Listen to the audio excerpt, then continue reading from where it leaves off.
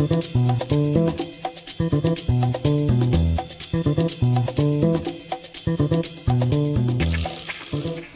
get nuts indeed, guys. What is happening? Welcome to Film Junkee Live. All right, how we doing out there, folks? Hopefully you're doing good. CinemaCon week. Hello. Is anything going to be coming out? Hopefully. We hope, right? We hope something's going to be coming out when it comes to all this. We got the Sony panel that's actually going to be happening. Is it happening? When is it happening? I don't even know when it's happening. I haven't seen anything, so I think it's happening soon, or it's about to. I don't even know when things are happening, guys. But hey, welcome to the show. Make sure you subscribe to the channel, hit that like, thumbs up, leave a comment, hit that notification bell, do all the fun things. Who's out there? Let's see, who's out there? Sorry, gotta get this dialed in still. What's going on, Ghoul? Good to see you, bud. Let's see, you watched Malcolm in the Middle, Life's Still Unfair yesterday, and it was pretty good. Kind of hope they continue the show, but if it's a one and done thing, then I'm fine with it. Well, I guess it depends on how well it does. I mean, I think they're just kind of testing the waters because, you know, I mentioned this before. I was never big on Malcolm in the Middle, but I was big on Scrubs. And when it comes to that revival, I was listening to Zach Graff, I always forget how to say his name, on a podcast, and he said that the original idea is to just, you know, see what happens. Maybe they'll get more, but it all depends on the numbers. It's always the numbers. And they get those instant numbers, man. It's a totally different ballgame when it comes to streaming. Hey, Max Wolf, Night Danger, man. It's been a little bit. Good to see ya. Hey, Dave, what up? Long time no see. I'm doing good. My YouTube channel got hacked, and I had to make a new YouTube channel, so yeah, I can't wait for CinemaCon. Wow, that sucks, dude. I always worry about stuff like that. Always worry about stuff like that. But I've been fortunate enough. I mean, I've had my channel, you know, got shut down like a couple years ago, but nothing too crazy. But yeah. So sorry to hear that, man. We got Monique right here. Of course, it's going to make us hungry. Happy Monday to you. She says right here, breakfast for dinner, bacon and egg, fig and honey bread with butter. I mean, breakfast for dinner is just great. Breakfast anytime. Breakfast food is just the best food. I went crazy this weekend because, you know, I always get probably at least one breakfast burrito on the weekend. It's kind of like my reward of like, hey, you worked all week. Get yourself a freaking breakfast burrito, especially after a vodka stream, and maybe you know, need a little something, you know, to soak up the toxins. So I'm always like trying to get but I did it both Saturday and Sunday. I was like, you know what? I got up on Sunday. I went, you know what? I want another breakfast burrito. So I got a breakfast burrito both days this weekend, and they were both delicious, of course. Tony Movie Chappie, Neil Blomkamp fan, what's happening? Hey, Dave, is it okay to say that whatever I decided to watch, Justice League, I watch your guys' watch-along comment? Yeah, dude. You know what? Have at it, man. That was a fun one. You know, and I would love to bring back some of that, you know, those watch-alongs with having a panel. It's just very hard to coordinate, of course. But I would love to do something like that again, especially when it's bad movies, because we got drunk because we decided to take drinks every time there was something stupid that was happening. And that's a 2-hour-long movie. And I remember I think Garza got pretty freaking hammered. I think Scott was pretty conservative with it, but he was still drinking too. I think Colbert was there too, and Everts. Yeah, we got pretty freaking hammered. And yeah, we were just shitting all over that damn thing. And so yeah, no, have at it, man. I'm glad that you still go back and enjoy that. That was a fun time. What is going on, Dal? Good to see you, my friend. Always great to see you. We got Droga. Always good to see you too, my friend. We got Jose Garcia, and away we go. And good to see you. We are going. Keyblade Master, DC stuff isn't until tomorrow. You don't say. Yes, I know that. I know it's not until tomorrow, but we're going to talk about what rumors and what could be possibly tomorrow. I know the schedule. Thank you, Keyblade. I know the schedule. Yes, I did get a haircut today. Am I looking pretty? Am I looking good? Finally, yeah. I always wait. I always wait too long to get a haircut because I honestly hate getting haircuts. I hate having to go and then sometimes you have to wait and then you have to do the small talk thing with the, and it's just sometimes I'm just like, and I just wait way too long.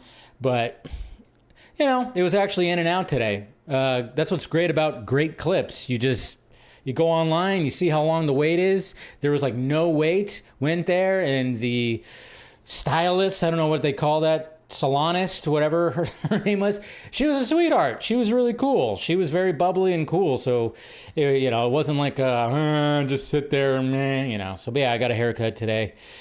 Thank you for noticing. Thank you for noticing my hair. Paramount got hacked and the entire Avatar Legend of Aang. Oh, yeah, I thought I heard about that. Sci-fi, Mr. Freaking William, here in Vegas, not at CinemaCon. Pena, here in Vegas, not as... Yeah, I know you're not. But I think next year I'm gonna try to make it to CinemaCon next year. So I'm gonna stay at your house, William, or I could stay at the Sci-Fi Center. Just put a little cot down. I'll stay in the Sci-Fi Center. But yeah, I kind of like I said, I think I'm gonna make it a point to make it to some cons next year for sure. I always just go, but I'm going, you know what? Maybe I'll try to make CinemaCon, Comic-Con, and WonderCon. I think I'm gonna make 2027 that, but we'll see what happens. What's going on, Devin? Hey, Dave, have you watched any good movies like from classic movies? Not lately. Not classic. I don't know what the last classic movie that I watched. You know what I did watch this weekend, guys? You know what I did watch? I watched the Anaconda movie on Saturday. It was on Netflix. It's the one with Jack Black and Paul Rudd. I decided to watch that. I was like, you know what? Fuck it. Let me just put it on and see what happens. And yeah, that movie's bad. I chuckled a couple of times, mainly from Paul Rudd. Some of the lines that Paul Rudd, and I just really love Paul Rudd. Some of his line delivery was good, but Jack Black was just really not that funny in that. I was really disappointed. I was like, Jack Black is just not funny. It just wasn't all that great. And then you got Steve Zahn, and I was like, it just wasn't all that great.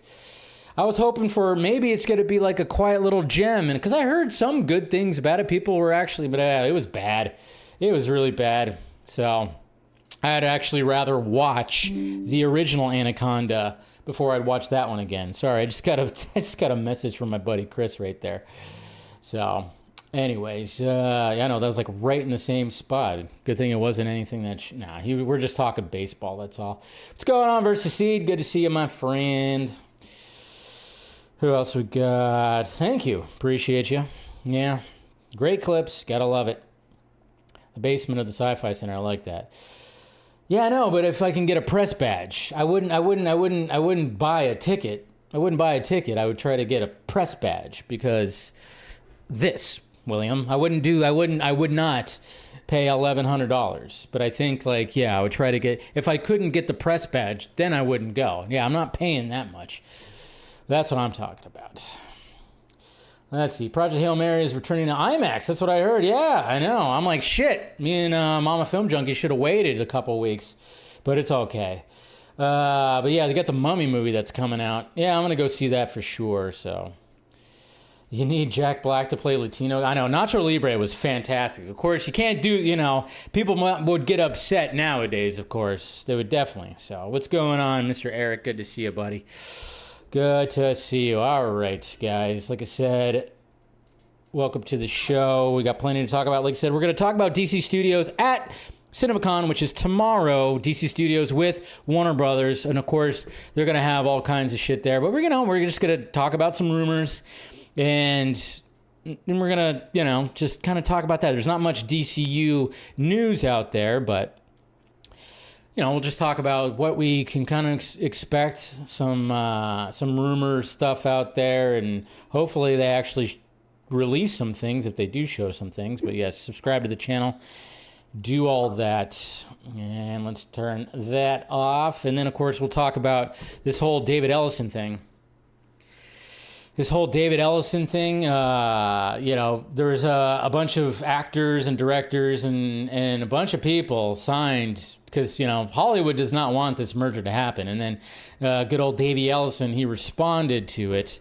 So we're going to talk about that. And then, of course, the box office report. And then I think that, if I'm not mistaken, when is the Sony? I think it might be 6:30 that it was going to start. Let's see, Sony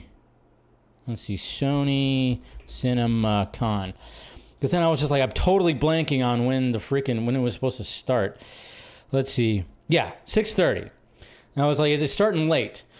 It's starting at 6:30. So in about 15 minutes, so by that time, after we get through everything, that's why I put it at the last topic. We'll see what Sony put out there. And hopefully, because Phil Lord teased, there might be some talk about Beyond the Spider-Verse. I think that's what we're all kind of anxiously awaiting right here is what is going on with Beyond the Spider-Verse? Come on now. Cool if you make it out here. I'll sponsor. Yeah, there you go. See? We could do that. We do like collaborations kind of stuff. Yeah. I know. I got to make it to Vegas. I haven't been to Vegas in, 2 years? 3 years? I think it's been 3 years since I've been to Vegas. Yeah, it's been 3 years. Holy Lord, 3 years. Well, 2.5. Well, yeah, it was this summer. It was like a summer of 2023. It was the last time I went to Vegas, so I need to make it out there again. Been far too long, so. Anyways, you guys were having some Malcolm in the Middle talk. I love it. But hopefully you guys had a good weekend. I didn't really do much this weekend. I just kind of stayed home, worked on some things, chilled, watched a lot of baseball. You guys know I love baseball, so I watched a lot of baseball and watched Anaconda. And then, of course, just watched some random other shit, too. Caught up on some shows and stuff, so all good. All right, what are we doing here? All right, what's the first thing? Let's get to the tweets right here. Let's get to the tweets. Jason Momoa. You see this video right here? You have to double check. You go, is this real? Is this not? What's going on here? But imagine if you showed up to a bar. And Jason freaking Momoa is behind the bar asking you what you want to drink. That's right. This happened right here. Let's see, where's this at? He teamed up with Blaine Halverson to create Mealy Vodka, and Rockin' Brews is slinging the fresh collab smooth Mealy Vodka, zesty lemonade, and the floral lavender twist, topped with nice ice and fancy pour. Hey, Jason Momoa, I need you to come on the vodka stream, huh? Somebody get me in contact with Jason Momoa. So, perfect place to come on is the vodka stream, am I right? Am I right, guys? But yeah, check this out. Look at this. Imagine this. You see Jason Momoa right there. There it is. Thank you, ma'am. What can I get you? I think he's had a couple.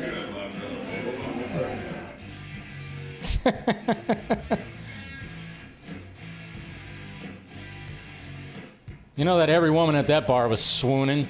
He cut his hair, didn't he? He cut his hair. His hair's pretty short now. I noticed that. Yeah, he did. My little bitch. Boss, there we go. That's the best part. That's a good one right there. Jeez. There you go. Lavender lemonade. Only at Rockin' Brews. There you go. There's it right there.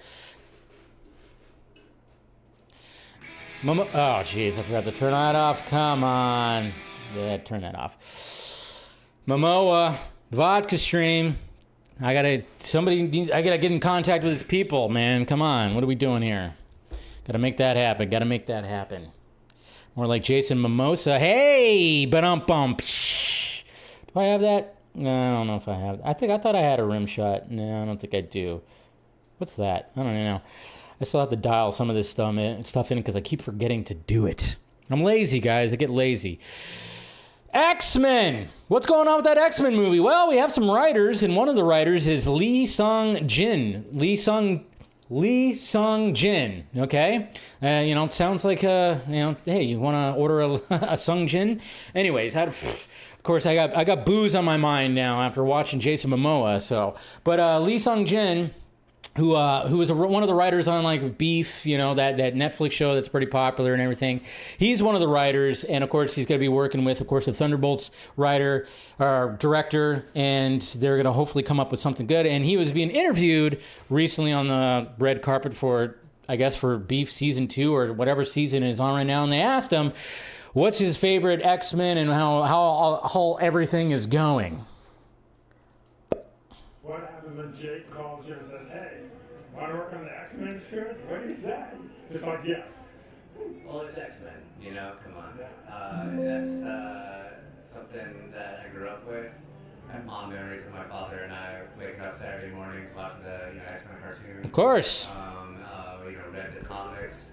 So, when he comes calling about that, no matter how much you got going on, you have to say yes. Do you have a favorite mutant? I do. Although I said my favorite mutant the other day, and then the internet went crazy with it. So, The internet never does that.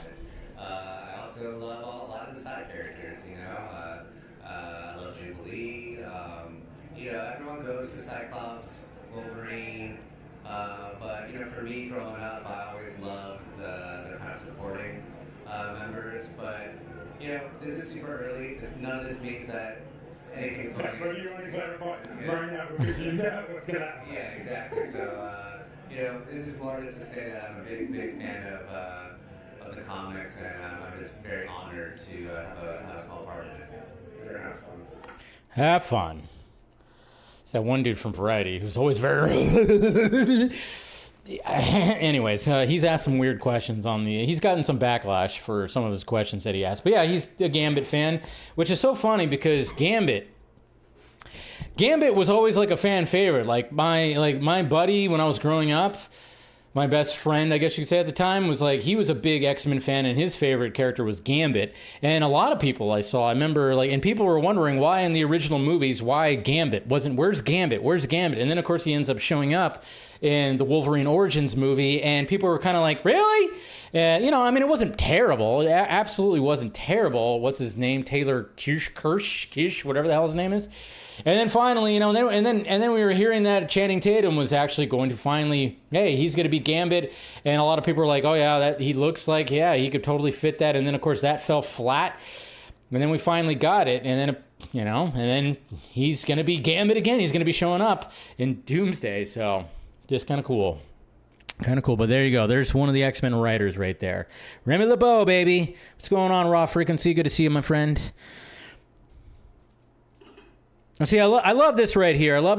Naturally, there's always going to be people that are going to push back on this. But see, one of the absolute beautiful things about Project Hail Mary and why it is universally being loved right now is there's no discourse. There's nothing where people are going there and, you don't got people on the right going there and ripping it apart for being woke. You don't got people on the left going there and ripping it apart for not being woke enough or whatever the hell. You know how it is with movies, especially big movies, is there's a lot of people start putting it under the microscope and just kind of being like, is it going to fit the narratives? What are they going to do? And the thing about Project Hail Mary is the fact that it's like there's none of that. There's really just none of that at all.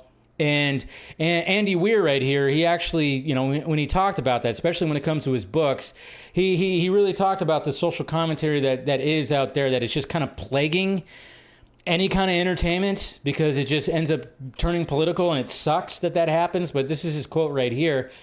Project Hail Mary, Andy Weir, on social commentary in his books. I dislike social commentary. I really hate it.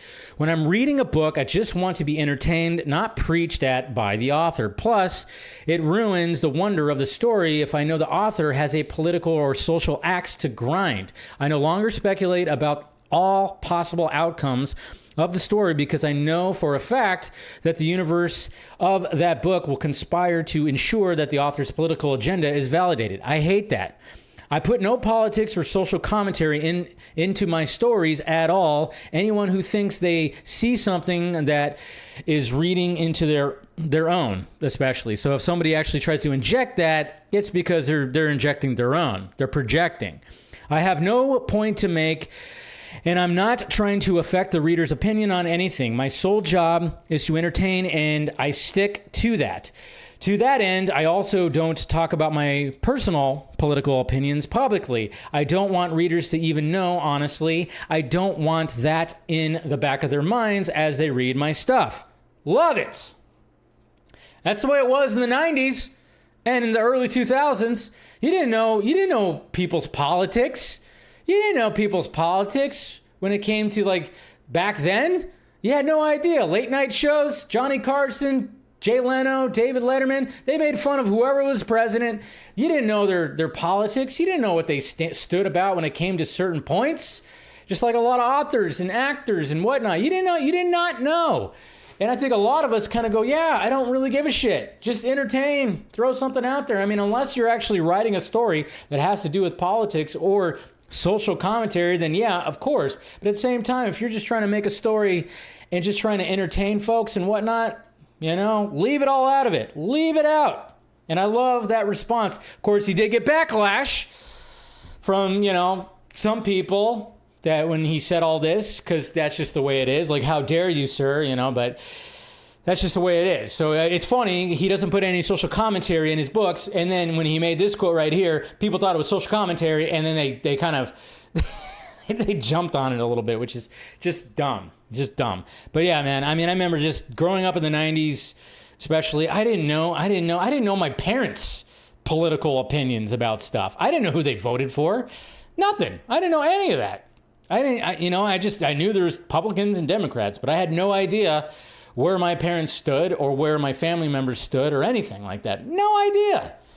I didn't know, when I liked an actor or I liked a baseball player or something like that. I didn't care about their politics. Nothing. I knew who the president was. Honestly, when I was growing up, I didn't know Bill Clinton, George Bush, well, I don't know, Republican, Democrat. I have no idea. No idea.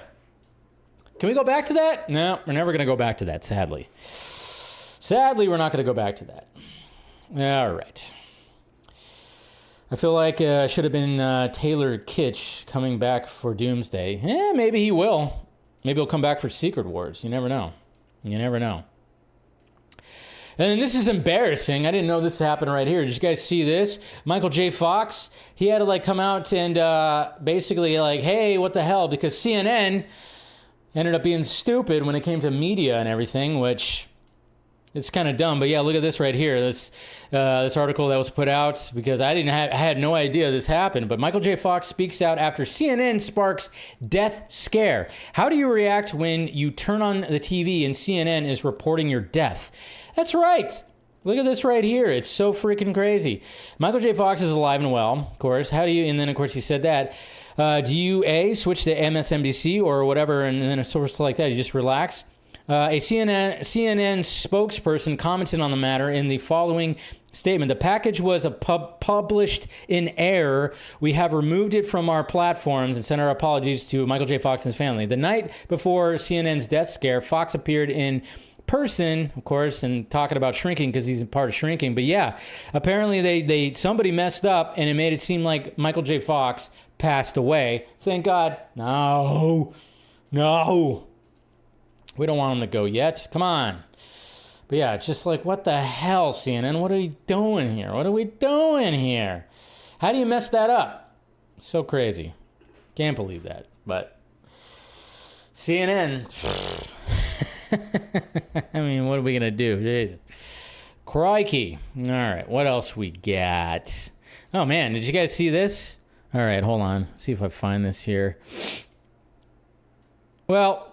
okay, so first, let's do this right here. So, obviously, we're going to be talking about CinemaCon, and I think a lot of us we're very curious about Tom Cruise's next movie, Digger, and we saw the little teaser of it, and we only see his silhouette kind of dancing around in boots and has a shovel, and we know it's some kind of dark comedy kind of thing, and it's going to be something vastly different than what Tom Cruise has done before, and we're all very intrigued, and they've already kicked off the marketing, and they're going to be talking about Digger tomorrow when it comes to the Warner Brothers panel, because it is a Warner Brothers movie. So, and apparently you can actually go find a shovel. Well, no, but they're already starting the marketing. There's a shovel. There is a shovel when it comes to this right here, the marketing, a big ass shovel. Look at this right here. And this is the coordinates if you want to go check it out. It's in California. But yeah, look at that. There's just a big ass shovel.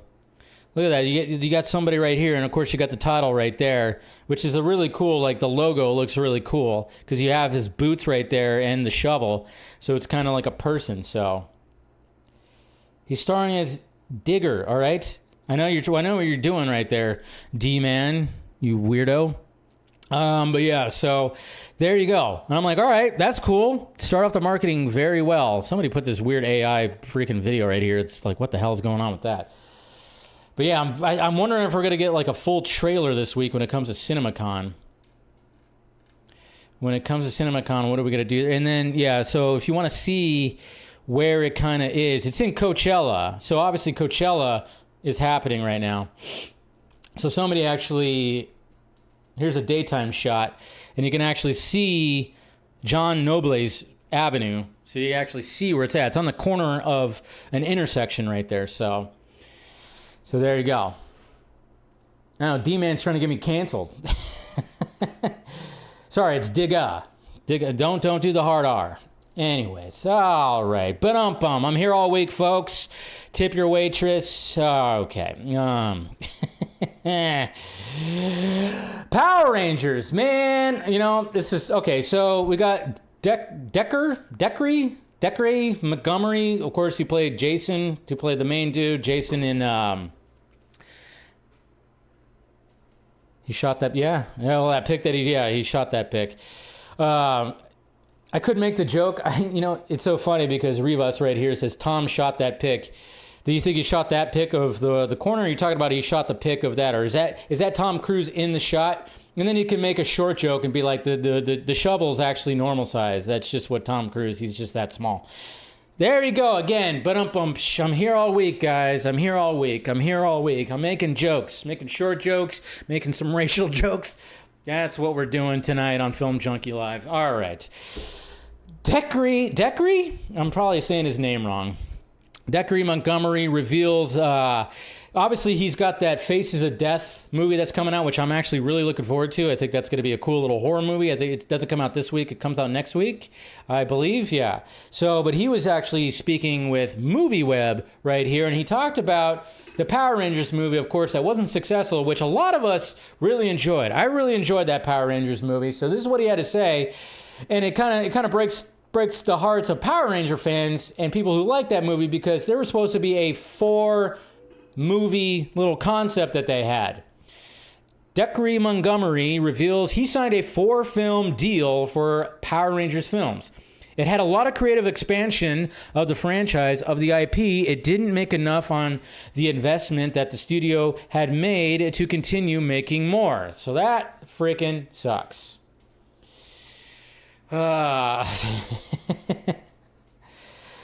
Anyways, yeah. See, that sucks. And it's funny, too, because, people... I had somebody respond and be like, well, it kind of sucks when it takes like the whole movie for them to get in the costumes and they're only in it for the final act and blah, blah, blah, blah, blah. And I'm like, this is what plagues a lot of these IPs. And we've heard this before. I think even Ben Affleck talked about this. Instant gratification. The fact that we live in a world where people want instant gratification, the attention spans aren't there, so they want, hey, as soon as we see the characters, they better get in costume right away. I get there's a sweet spot, I think, but I really enjoyed the Power Rangers movie because I thought it was really cool because you had to do backstories on each of the characters. There's 5 characters. You had to do backstories on each of them, and then they had to come together, and then they had to become a unit and earn the costumes. So yes, it took a little bit. It took a bit. And yeah, it took till the final act for them to finally get Morphin Time happening, and then they did the thing, but it's just like, there were supposed to be 3 other movies where, of course, they would be in the costumes like crazy, and it just kind of sucks, man. Just kind of sucks. That, especially, back in, 2017, 18, whenever it was like, Everybody just wants instant gratification. Go, go, go, go, go. Go, go, Power Rangers. It's goated, man. And it's funny, too, because O'Shea Jackson, Ice Cube's son, he even said, I always feel like we failed this movie. Yes! Not we. Not me and you, O'Shea. Not people who are fans of it. No, we didn't fail it. It was the people who wanted instant gratification that failed it. So, yeah. And what did I say, folks? What did I say? What was I talking about on Friday's vodka stream at the opening? And I think I brought this up. But I even said it online when it comes to Man of Tomorrow. And when it comes to the fact that when you have an event that happens within a universe that has numerous superheroes that are established already, that exist, what have I said? Ever since the Avengers came out, now when you have a solo movie, when stuff happens, people are going to be like, well, where was Thor? Where was Captain America? Where was so-and-so and this, that, and this? And then right as that was all happening, when I was saying about how Man of Tomorrow, when people, of course, were complaining that James Gunn just can't do a solo Superman film. What happened at MegaCon Orlando? Well, somebody asked Wyatt Russell, where was Spider-Man during the Void's attack? And then, of course, he just answered sarcastically. He was gone. He was on vacation. That's the point I was trying to make right there, because that's what happens. People are like, and I've seen that many times where people are like, where was Spider-Man? Are they going to address it in Brand New Day? What is going to happen? And that is going to be interesting. Do they address that attack, because it happened in New York? Do they address that in Spider-Man Brand New Day? And then people are like, they better. Or people are like, who cares? Was it even like part of where Peter was actually at? Did he hear about that? You know? And it's like, hey, they could have used Spider-Man's help during that, for sure. So are they going to address it or just leave it alone? That is the question. Are they going to address it or leave it alone? We'll see. I'm excited for the X-Men film. I'm kind of curious to see a new take on the X-Men characters, new actors and everything. Go, go, go. I thought, funny little joke right here. Come on, this is hilarious. My doctor told me I need to cut alcohol.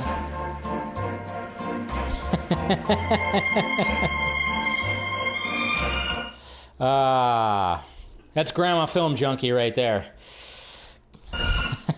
I know, not really. That's not my grandma. But, that's just, I thought that was funny. I just really thought that was funny. All right, what else we got? Oh, fucking A, dude. Okay. You guys know I'm a sucker for freaking just awesome posters that people create right here. And these are posters right here from Jim Harris that have to do with the original 1990 Teenage Mutant Ninja Turtles movie. And these are some beautiful, colorful posters that I would gladly have hung up in my house. So right here, look at that. So we got Shredder right there. You fight well in the old style. And then you got Splinter. I have always liked Cowabunga. And then, of course, I always forget what his name is. And Casey Jones. What the hell is this guy's name? I'm totally blanking on his name. Shredder's right-handed man. You call this here and that down there family. So that's cool. And then, of course, April O'Neil. That must be Splinter's favorite. And then there's, of course, the Turtles right here. Leonardo fighting some Foot Clan. They were many, but we fought well. Donatello, do you like pencil in your pizza? And we got Mikey, of course, chopping down on some of that pizza. God, I love being a turtle. And then Raphael, I'm not finished with you. Damn! That's why I always loved Raph. He was always so angry. And of course they couldn't let him yell a cuss word. So they were like, what's the only word that we can have him yell in that movie where we won't get in trouble from like parents, even though the parents still push back on that movie? He's got to yell, damn! Funny. Anyways, it's good stuff. Good things right here. This needs to stop, guys. This needs to stop. Okay, fuck. I mean, I don't know how many times I have to say it, and I pointed out, and some people hate it that I pointed out, but I'm like, I'm just gonna point it out when it comes to all this restore the Snyderverse kind of stuff. And you got these chuckleheads out here, and that's what I just called them. I call them chuckleheads, and I just go, what are you guys doing here? You guys are trying. You guys want this universe to be restored, so the best approach you're going to do is just constantly throw piss and vinegar at Warner Brothers, at DC Studios, and then you're going to make AI videos that are going to display the heroes that you love so much in a way that they shouldn't be displayed because, yeah, you're not helping anybody. And then when I saw this right here, I'm just kind of going like, I almost think that maybe this person right here, maybe this person it's a diehard Gunn fan that is trying to be a pro Snyder fan, and they're trying to make the Snyder fandom look bad by posting these kind of videos. But yeah, I came across this one right here, and I was like, you gotta be kidding me. You gotta be kidding me with this video right here. So we got Cavill Superman, who has destroyed Warner Brothers. I guess this is like from Facebook. Somebody who made it was called Axel. I don't know what his name is. Sabri. I don't know what it is. So he's walking away after destroying Warner Brothers, and of course it says #fire James Gunn. Then he crosses his arms. Yeah, that'll get on the good graces of everything. Sure, why not? Perfect way to be like, yeah, guys, that's what we want right there. There's that hopeful Superman. There's that Superman that we want to see. Yeah, that's just going to totally get on the good graces of everything that's happening. And what's funny is that the person who's, and I've seen this person too on my For You page. I've seen this person, they post a lot of this kind of stuff. And it's so funny because, again, this is why I go, I don't know if maybe it's a bot, maybe it's just, again, somebody posing to try to be a pro Snyder fan that is actually not, that actually hates Zack or something like that. Because look at the name. Fire Emmerich and Hamada restore the Snyderverse. Emmerich and Hamada have not been there for fucking years. What are we doing here? That's what I'm like, I don't get it. Like what? And there's actually a profile picture. Is this a real person? Is this a real person? I don't know. I'm not doxing. This is freaking... Oh my God, there's even a new one. What is this? What are we posting here? I mean, this is ridiculous. Like, look at this. What is that? What the fuck are we doing? What the hell is that? That's ugly as all. Justice League 3? You want that to be Justice League 3? A weird, crazy statue of Superman with red eyes? Holy Lord, man. That is absolutely just... What the hell is going on with that? I don't... But I'm like, I don't understand that. I really don't understand. How is that even helping anything? That is totally doing the counter. That is being absolutely counterproductive. And then I'm just like going, why do you still have Fire Emmerich and Hamada in the name? They were essentially already fired. They are not there anymore. Emmerich, I think, is working with Netflix, and Hamada is working with Paramount. Okay, they're no longer there. Why do you still have that in your name? That happened like 4 years ago. Maybe 5? What do we do? It's like, I don't know. I don't know, man. I don't know. But I just see that kind of stuff. I'm like, yeah, you're not helping anything. You're just not helping anything at all. And I'm like, that profile picture can't be real. That can't be the actual guy because that looks like a normal human being. There's no way. You never know nowadays. You never know nowadays. But that just, come on, what are we doing here? But I saw that and I'm like, yeah, that'll do it. That'll do it, guys. Anyways. Oh, and then we had this controversy. Should I save this? No, I'm not going to say it. Walmart posted something from a third party, whatever the hell, because, they're kind of like, you go on the Walmart app, I guess they're trying to be a little bit Amazon-y when it comes to things. And yeah, when it comes to like the upcoming, CinemaCon and whatnot, obviously things are coming about. And when it came to the Superman decorations. Yeah, somebody effed up. Somebody effed up a little bit when it came to this, and it was like, oh crap, this doesn't look good, because then it's going to start sparking some people to be like, oh my god, it's happening, merger bros. Remember that whole thing, merger bros? Because if you look right here, yeah, you got Superman stuff. What is going on right here with these coasters, huh? Oh shit. We got Corn Sweat's Superman and Pattinson's Batman. I'm like, yeah, that's going to fuel those guys. But of course, people were noticing, like, wait, there's something wrong with that. Why does Corn Sweat not have a cape? His cape is completely missing. What is happening with that? Well, I'll show you what's happening with that. Let's see here. I'll show you, because, yeah, it was an absolute mistake. So right here, this guy right here, Team DC por siempre, he posted this. My guys, the images of Superman and Batman aren't made with AI. Please spread the truth. It was made by an artist. It's just poorly cropped. So this is the first time I saw that. But yeah, so somebody took this right here, and this is why the cape is missing, because the cape is like showing all this. And then there's the Batman one, and then that's actually really cool. I actually like both of these. These are actually pretty cool art right here. Pretty cool art right here. Some cool little cape art right here. But that's what they did. They kind of combined that into two. And yeah, but at first people were like, "Whoa, what's going on? Are they gonna?" And all of a sudden people were talking about Pattinson coming into the DCU again, and I'm like, God damn it! But yeah, that's what was happening. That's what was happening. So don't freak out. Please don't freak out about it. No freaking out. Yeah, I was just like, Jesus Christ, what are we doing here? And then, of course, we got all kinds of stuff. Yeah, there's posters all over the place. There's Spider-Man, Brand New Day, stuff at CinemaCon. We have Godzilla -0, which we're hoping to get that first teaser this week as well. We got we got another one here, folks. We got some more people jumping on the bandwagon of like, hey, it's going to happen, guys. It's definitely going to happen when it comes to, the Saudi stuff and Paramount and Zack Snyder and stuff like that. It comes to restore the Snyderverse. We got Cinesource right here. So, everything is true that they're saying when they have source in the name. This is what these guys had to say, or this guy. It's probably just one dude.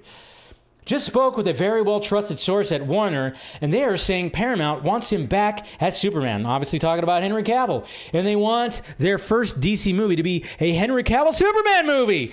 The source said they want a real big blockbuster DC movie, and Henry is that guy.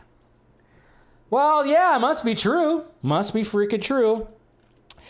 And I love it, too, because obviously, when it comes to a lot of this stuff, obviously there's a lot of ratio, a lot of people like going, are you kidding me with this?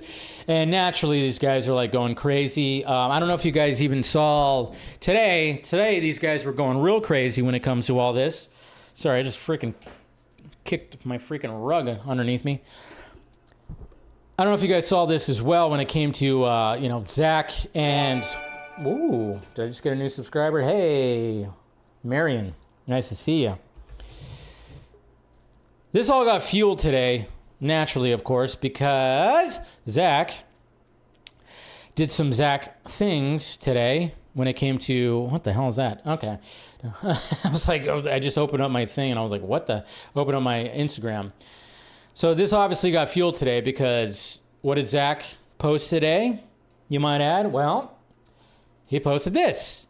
He said, with Turk I, his name's not Turkey, it's Turk I, such an amazing force in entertainment. So he posted this today, and naturally that fueled all this stuff. Oh my God, come on. Especially when it comes to all the things that were happening when it comes to the Saudis like putting in $24 billion, and then other sovereign nations adding to the investment when it comes to Paramount. It's all pretty crazy, obviously with everything, it's just adding to it. And so when stuff like that happens, like when you have that Cinesource, dumbass right there that is just, posting absolute bullshit. It's funny because you can totally tell that person is just like, they post like all kinds of stuff where it just comes to normal movies and whatnot, but they are like a diehard Snyder fan. They're like totally about the restore and all that kind of stuff. God knows who's behind that. It's probably somebody's burner account. Who knows? I don't know what's going on with that, but they, they've come at me a couple of times when it comes to things, but naturally they're totally like trying to be like a cosmic book kind of thing when it comes to all the nonsense. So Zach posted that. And, so then, naturally these guys were running with it like, oh my God, and I saw somebody actually say that, like, oh yeah, he met with Turk. So they're not just meeting about Brawler. But then I'm like, yeah, dumbasses, all you have to do is just do a little research and realize that image that Zack Snyder posted right there, that was from last year. Like that was a year ago. You could actually just look back and see it was from a year ago. He just posted it again. Probably because, yes, Brawler is going to get into heavy pre-production. There's actually something out there where people are uncovering that, yes, casting for Brawler is going to start happening. So that means funding probably happened. And it was probably the funding came from Turk and whatever else. Because that guy really loves the UFC. He really loves fighting. He loves boxing. He loves everything. You go on to his Twitter. You go on to his Instagram, you see that he just loves the UFC. He loves combat sports. He loves all that. You know what you don't see though when you you go on there and everything like that? You see nothing about the DC universe. I mean, I don't want to. I mean, I know, Dave. Why are you killing Hope? Why are you doing all that? But it's just kind of funny because you go through the thing. I'm like, the guy has nothing. He's never tweeted, never posted anything about like the DC universe or the Snyderverse or anything like that. Okay, it's like, yes, he's a fan of Zack's. They're friends and everything. And these people think that now this guy, how many times has there been, Walter Hamada was going to be a savior. Jason Kylar was going to be a savior when it came to all this. Ann Sarnoff, David Zaslav, all these people were going to be like saviors when it came to like, oh yeah, they're going to bring it all back. And now Turk is like the new, he's going to be the savior. He's going to bring everything back. And I'm just like going, guys, this is all about the Brawler movie no matter what, okay? That wasn't a new image, nothing like that, but it seems like the Brawler movie is now kicking into gear, and you guys better show up to it and freaking fucking, buzz the shit out of it. Promote it like crazy, please, because you're not doing that with Last Photograph. Please do it with this. Ugh. It's absolutely freaking crazy, man. Sorry, had to go off on that. Had to go off on all that. But it's just funny because I love it when these guys think they got validation because Zach posted a picture. He posted a picture from over a year ago. Okay, that validates. And then you got dumbasses like this guy right here who goes by the name of the Moonlight Writer because he claims that he's within the biz and he talks to people. And this stupid fucking tweet right here that says, I recently talked to a prominent Hollywood writer about the Snyder cult. Everyone in the industry knows about them. And yes, they're a big reason why studios and producers are now hesitant to work with Zack Snyder. Instead of demonizing their behavior, he doubled down and it has cost him dearly. Yeah, that actually 100% happened. And my whole take on it is, now, do I think that maybe some of the toxicity when it comes to all this has had an effect? Sure, because it's out there, and a lot of these guys are 24/7 out there posting some ridiculous shit all the time. And I had a back and forth conversation with somebody on the Twitter feed who's an acquaintance, who's a friend. And we kind of went back and forth on certain things because there was like this whole thing about this one tweet right here when it comes to Black Adam and the fact that the diehard Snyder fans did not support Black Adam because it was Henry Cavill's return and they chose not to support him. And this tweet right here, which is from Comics Cuts, I actually, like what he said right here, he said, the best part about the Snyder cult is that they've become Zack Snyder's kryptonite. They're so insufferable, and then they're, obviously studios and blah, blah, blah. That's what that one was. But he had another one where he talked about Black Adam and said that they didn't show up support and they would turn on, if Henry Cavill ended up being James Gunn's Superman, they would turn on him for a second time. And I was like, well, that's partially true. I was like, when I saw that tweet, I actually jumped in on a conversation, on a thread when it came to this, and I went back and forth, and it was basically just like, I 100% yes, if Henry Cavill ended up being James Gunn's Superman, these guys would 100% turn on Henry Cavill. They already started turning on Henry Cavill when he joined Black Adam because they didn't like the fact that the color palette tried to make the suit look different. You put the curl back in, and then, of course, you had the hint of the John Williams score. Yes, so that is 100% true. Now, I didn't think it was Snyder fans' obligation to go support Black Adam. You have your choice to do that or not. It wasn't up to them to make that movie successful. Not even at all. And not to mention, like, the fucking scene leaked online. So, like, I only believe, like, I was only, like, kind of, like, good with, like, half of what that tweet was. Because it was going crazy. His tweet went pretty crazy when it came to all that. So, it just stirred up a lot of conversations that happened this weekend. And yeah, I went back and forth to somebody, and it's just, you know, things were brought up, and I'm like, what are we doing here, man? You know, it's like, the thing that I wanted to put forth is, yes, there is an effect from these fans, because I don't know how many times every week when I look underneath my videos, especially when I talk about James Gunn, or I talk about James Gunn and Zack Snyder, or even like in my mentions, you know how many times I get sent screenshots of his stupid jokes that he did that he got canceled for? You know how many times I get sent that? And then I get called a P sympathizer. Dan, dan, dan. I don't know. Synthesizer? No. But, you know, I get called that. I don't want to say the name because obviously, you know, sometimes YouTube doesn't like you using that name. I don't know, that term or whatever the hell. So I get that thrown at me a lot.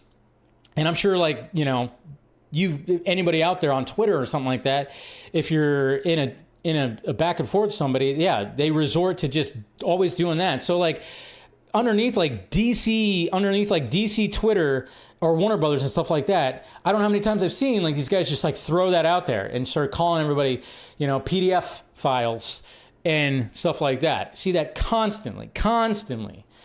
And yes, it's going to have, like, maybe a little bit of effect? Sure, but I don't believe what this guy is saying right there. I don't believe it's, like, totally affected where it's like he's just totally, yeah, where no studios want to work with him and stuff like that. I don't believe that whatsoever. Anyways, rant over. There was just like a bunch of things that were happening this weekend when it came to all that, and I just wanted to address. Anyways, how about this? Guys, this is crazy. Avengers Doomsday. Oh, there was a test screening, guys. That's right, a test screening. Not a test screening that had to do with just random people on the street to go, hey, come watch a movie. We're not going to tell you what it is, but come watch this movie. No, it was an internal, I guess, test screening that happened for Avengers Doomsday. Avengers Doomsday is being called the best MCU movie since The Dark Knight. Just kidding. Infinity War.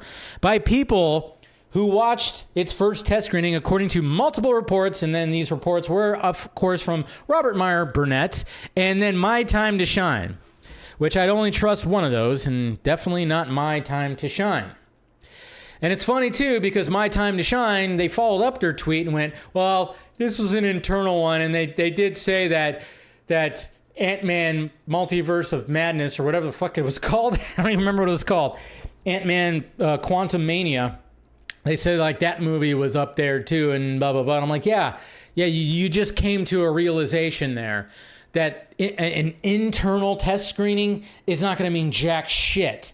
There's nothing. Test screenings alone just doesn't mean a lot, but an internal one doesn't mean anything. It really doesn't mean anything. So, yeah, let's just get rid of that. But at the same time, they're even saying that there's like the reports out there as well that are basically saying, like, oh yeah, that Avengers Doomsday is going to be, it's like their most expensive movie. It might be the most expensive movie of all time.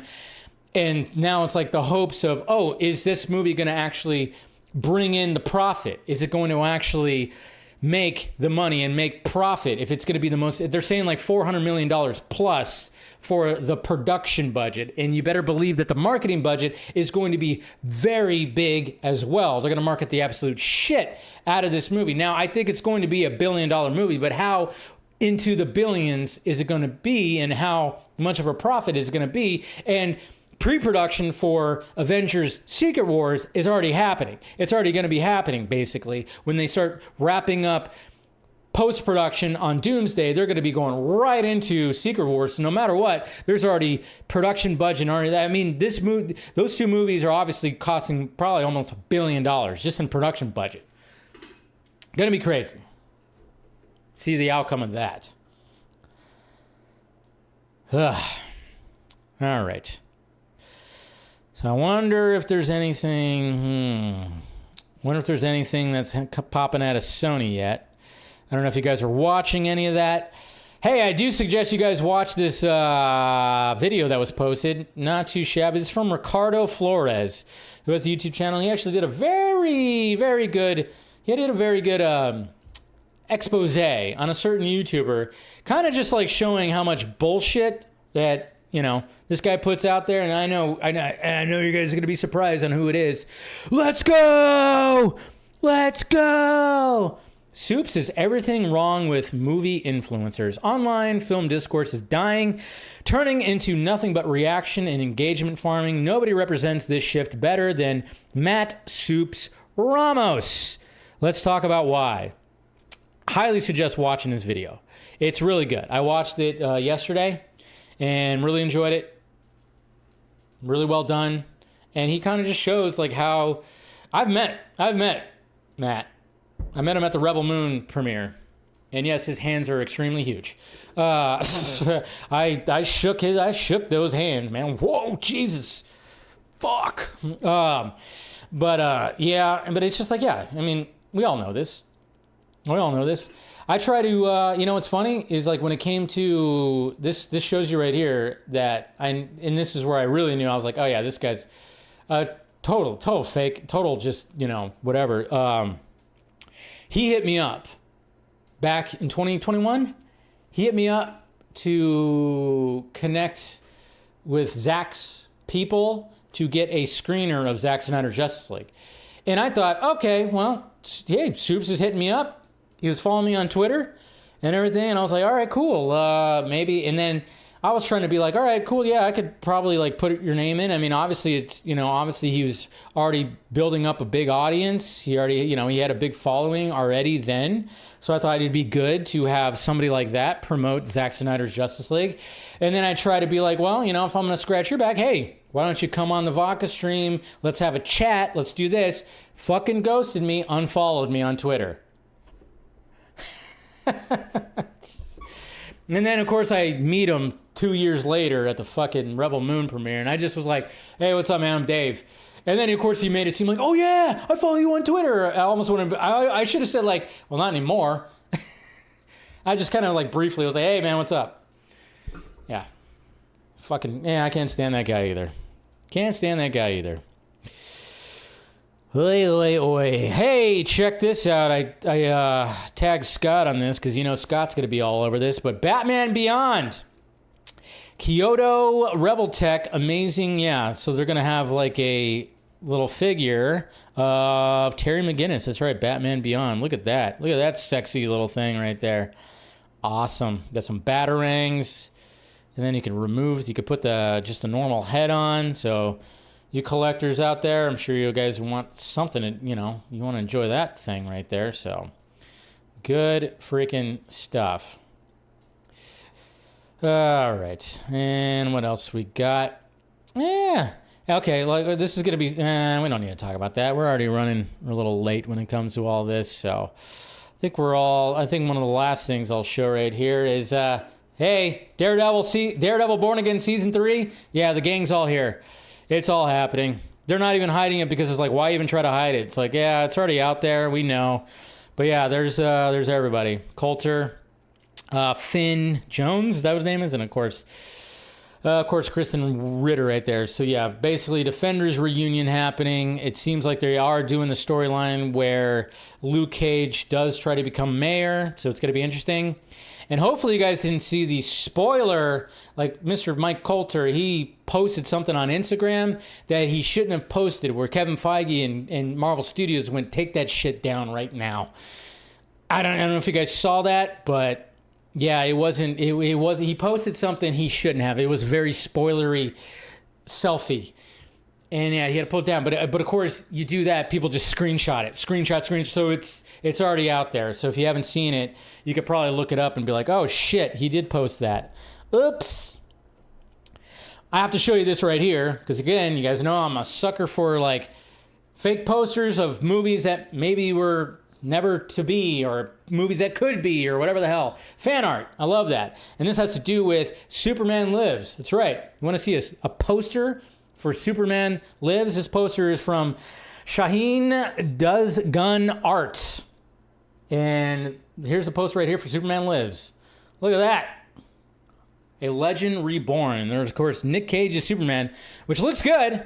Looks good right there. And then, of course, you got Brainiac's Skull Ship.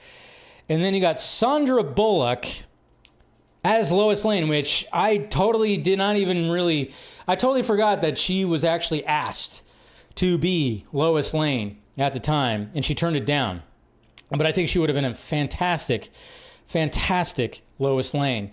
We have Sean Connery as Jor-El. Huh? And then, of course, there's like Jimmy Olsen as... or Jimmy Olsen. We got Chris Rock as Jimmy Olsen. I remember that was the whole thing.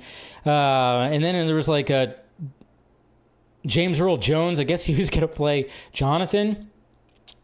And then, of course, Kevin Spacey, because we knew that Kevin Spacey was actually going to end up playing. He was going to end up playing at one point. Yeah, even like back then, he was going to play. They wanted him to play Lex Luthor. So not a bad little freaking, poster. Yeah, Schnaps. Yeah, I totally forgot. that Sandra Bullock was talked about in there, and John Peters. He was a little grumpy of the fact that she turned it down, but I think she would have been an amazing Lois Lane. Honestly, amazing. But cool little poster right there. I thought I'd show you guys. I saw that on my feed, and I was like, oh yeah, yep. Love that. Good Lord, there's just so much to talk about. And then the last thing, because this is CinemaCon related, apparently when it came to Studio Canal, it's like we're getting remakes of Escape from New York and The Howling. Now, I can understand that, fine, The Howling, but we're going to get a remake or a reboot, a sequel reboot. Is Kurt Russell going to be in this? Huh? Escape from New York? Apparently not.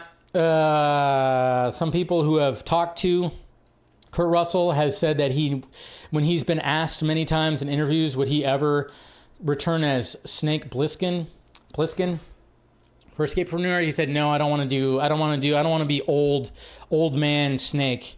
So apparently that's not going to happen.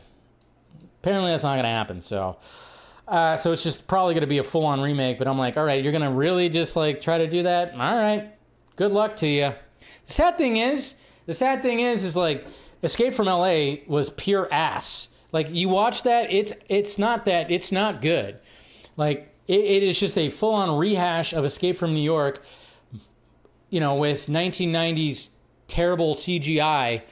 It's got the same plot points, same this, same that, and it's pretty much the same. And the only thing that's good about it is Kurt Russell as Snake. That's the only thing that's really good about Escape from LA. Escape from New York is a classic. It's, it's John Carpenter. Like, it's got the Carpenter tone and everything like that. I don't know what the hell he was thinking about. What was that, 1996? 95? 96? Escape from LA? Terrible. I remember watching that on HBO on a Saturday night. And then right after that, that was when Princess Diana died. Yeah. I'm at home, by myself. My mom went out, and I just was like, all right, well, I'm just going to watch Escape from LA. And I was like, yeah, that's the new HBO movie. And then after I'm doing that, I'm changing through the channels. This is when, you had normal analog cable boxes. I'm like going through the channels, and I keep on seeing the same news report of this messed up car, and it was Princess Diana. She got in that car crash that night. Crazy. That's how I remember Escape from LA. The first time I watched Escape from LA was on a Saturday night on HBO, and it was the night that a trailer dropped. What trailer? Well, if it's something from the Sony thing, if it's something from Sony, we'll get to it. Is it Resident Evil? Are we getting a first look at Resident Evil? Please let it be that. Zach Krager. I see Zach Krager is at CinemaCon. I know he was going to be talking about... Is that Sony? Is Resident Evil Sony? I don't even know what the fuck. Who knows? David, trailer dropped. I mean, you're saying just a trailer. What's the trailer? All right. Well, we'll get to it. Let's talk about DCU stuff right now, all right? Let's do that first. The evils of paparazzi, yeah. Yeah, but I think there's a bigger conspiracy. I think there's a bigger conspiracy when it comes to all this. I think there's a bigger conspiracy when it I like to fall down the rabbit hole of conspiracies and whatnot. So anyway, very little DCU news. Nothing too crazy. And like I said, everything's all about CinemaCon when it comes to all this. But we got a couple of things. And we're going to, of course, look at DC film news. And the first thing right here, Man of Tomorrow is expected to begin filming April 20th. Now, I don't know if this means beginning filming in just Cleveland, or is just all together? I mean, I guess so. It's a week from now, so I guess that makes sense. So April 20th in a week. Production will run through August 21st, with shoots scheduled in Atlanta and Cleveland. So that's cool. That's cool right there. So we got that. And yeah, and then of course we got some artwork from Bilquis Evely. That looks pretty cool. We got Supergirl right there in Crypto. Looking pretty Woman of Tomorrow-esque right there. And then from the comic to screen art of Supergirl featuring new cover this is exactly from the same person, which you can see right there. So you have the comic book version of the characters, and then you have the movie versions of the characters. So that's kind of cool. I really like how they did that. And there's the cover. So you can get that on September 29th on Amazon. Pretty sweet. And then James Gunn, Jimmy Guns decided to release this right here, behind the scenes. David Cornsweet, Rachel Brosnahan, and the imp, or whatever the hell that's called, the background. And he's reading through the script. A little behind the scenes of what Jimmy Gunn's posted right here. And naturally, oh my God, I saw some of the word. Oh God, it was terrible, guys. And you know, of course, the haters, the diehard Snyder fans were just having a field day with this. I saw it many times because, they just need everything to just shit on anything that happens with this universe. And oh my God, I saw people were zoomed in on Cornsweet's crotch and saying how awful and the diaper and all this kind of stuff. I'm like, you guys are twisted. You guys are fucking twisted. You're doing that all because of cape shit? You freaking... I get it. You hate it. I almost stirred the pot a little bit. I probably should have. I saw somebody who has a page who used to follow each other, but he went fucking wacko, of course, because that's what's happened ever since the Snyder Cut came out. It's like just people I was acquainted with all of a sudden just decide to just lose it and go wacko when it comes to this stuff. And I was like, oh yeah, I was about to quote tweet and be like, oh, did you guys know that people hate the new Superman costume? I know, news to me. I thought everybody loved his costume. It's like, yes, guys, we get it. You fucking hate the costume. Yes, he's sitting. Nobody looks good sitting like that, but you're zooming in on his crotch. What the fuck is wrong with you? It's like, what the hell, man? It's just, I saw that. I was like, oh, you gotta be kidding me. You gotta be kidding me with that. And of course, at CinemaCon, we had Supergirl posters out and about, which of course is cool. And then we saw this right here. Guess who's preparing for Man of Tomorrow? That, of course, is Nicholas Hoult. I guess Nicholas Holt's wife posted this on Instagram, and I guess that is their daughter, who is helping Buzz his head. Big, bald, and beautiful, ready for his return. So that got posted right there, and I was like, nice little family moment. Gotta love that. Of course, we'll talk about that. And yeah, some Supergirl merch, some stuff. This is actually at Coachella right here. This is actually at Coachella. So DC Studios and Supergirl were at Coachella. So serving some drinks and having some merch. So not only CinemaCon, but Coachella. Jesus Christ, Coachella. That is funny. That's funny. So some representation, some Supergirl representation at Coachella. I don't think anybody there probably gives a shit. But hey, you got to just go where it is. Coachella is just, you'd have to drug me. You'd have to fucking drug me and drag me to that festival. I would never want to go there. I saw a report that people were eating $25 sliced pizza and they were getting food poisoning from it. You couldn't drag me to that fucking place. Okay? I've seen like these crazy female influencers that beg like fashion brands to send me to Coachella, even though they live in like mansions in LA. They could easily afford tickets themselves and everything like that, but they beg like these brands to send them there. Brands they don't even use because it's all just about that. And then there's like places at Coachella where it's all about selling merch and all this kind of stuff. It used to be a really good music festival, but not anymore. Like Sabrina Carpenter, which she almost got canceled because she made a comment about somebody yodeling and she almost got canceled for it. It was kind of funny. And then Justin Bieber, people really liked his performance, but apparently he doesn't own like most of his music anymore. I don't know. It's all weird. I don't know. Coachella, I don't even know what the hell's going on. It's $26 a freaking slice. Yeah, it's ridiculous. You couldn't drag me.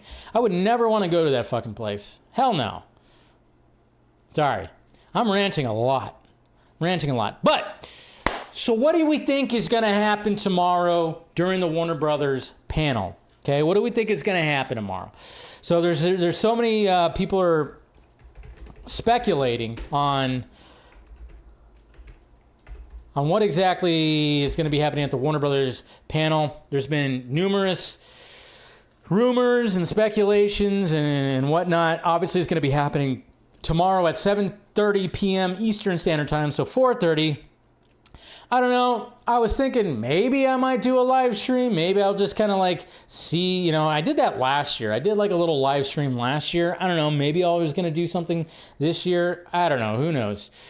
I maybe I will, maybe I won't. I don't know. But there's definitely going to be, obviously, talks when it comes to Dune. They're going to be talking about Dune. They're going to be talking about, let's see, what were some of the speculations right here? I was trying to look. So Sony Pictures, and then, See, that's the thing. It's like, Twitter sucks when it comes to that. So, yeah, I mean, essentially it's going to be, they're thinking about, okay, so when it comes to the Warner Brothers panel, obviously the big movies that they're going to be talking about, we already talked about, Dune 3 is going to be talked about. I don't know if Timothée Chalamet is going to end up being there. Digger, they're going to be talking about that. Is Tom Cruise going to be there? I don't know. Are we going to get a full trailer of Digger? I don't know. And then, of course, we have Godzilla, X-Kong,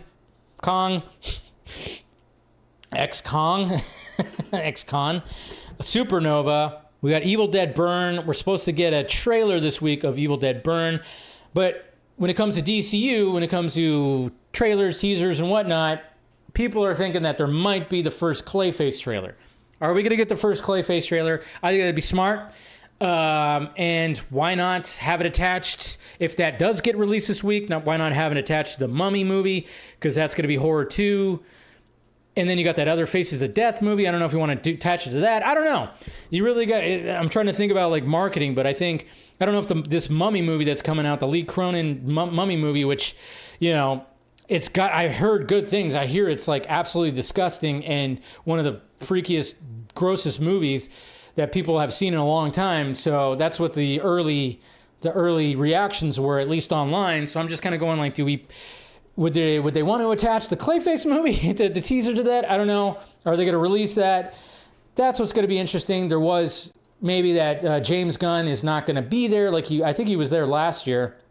Was he there last year? I think so. I think they were there last year, but he's not going to be there this year because obviously they're about to start shooting Man of Tomorrow, but he was going to have a video message that's going to be broadcast for the panel, and he's going to talk about Supergirl and then mention Man of Tomorrow? Are we going to get Man of Tomorrow news? Are we going to get finally Maxima, the actress that's going to be playing her, or get some other kind of announcement? Probably not. I don't know.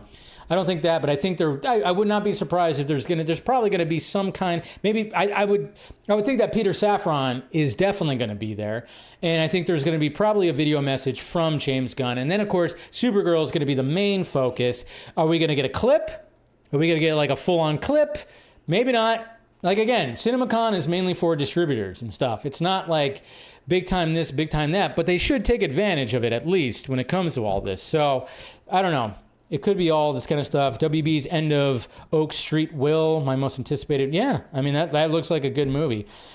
So maybe there's going to be lots of trailers tomorrow. I don't think there's going to be lots of trailers. And the thing is, they might show trailers specifically for CinemaCon and then wait. They might wait to release. So if they do show a Clayface teaser, it might not show up online right away.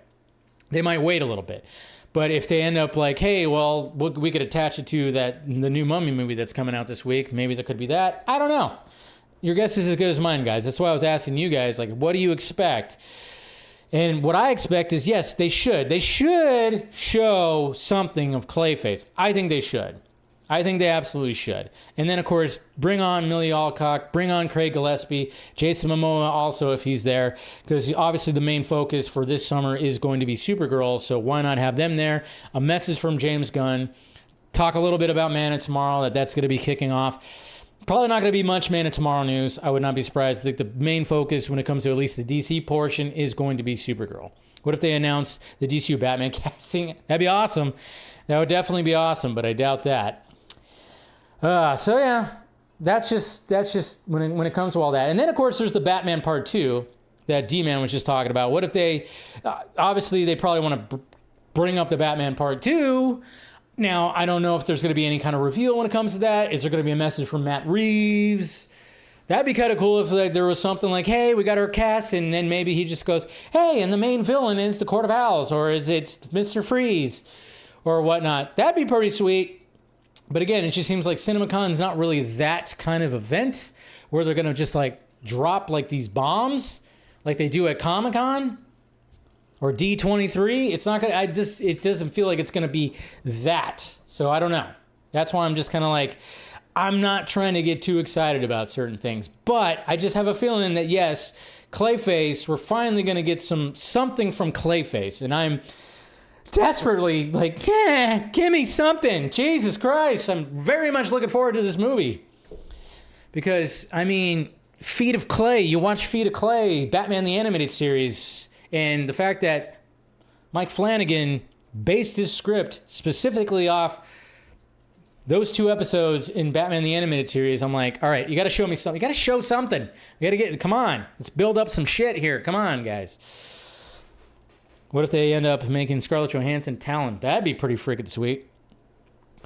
That'd be a nice little surprise. But yeah, your guess is as good as mine when it comes to all that. So, all right. That's it when it comes to DCU stuff. Like I said, see how I feel tomorrow. Maybe I'll do a live stream. Might just do one. I did one last year. I think I had Phil join. Maybe I'll do it again. I don't know. We'll see what happens. See how I feel. But, you know, if something does come out, I'll be definitely making a video about it. But if I want to do it live, maybe I'll do it live. We'll see what happens. See how I feel. It's going to be at 4:30 my time, so we'll see how I feel about it. All right. Paramount, Warner Brothers. Oh my God. Oh, this whole merger thing, and it's just heating up, and it's not making people in Hollywood at all happy. Nope. And you know, it's got a lot of people worried. No matter what, it's got a lot of people worried. You know, we got to ignore the people that just, you know, thinking about one thing, which is a possible restoration of a certain universe. But we don't have to talk about that. Let's talk about actually real shit, not cape shit.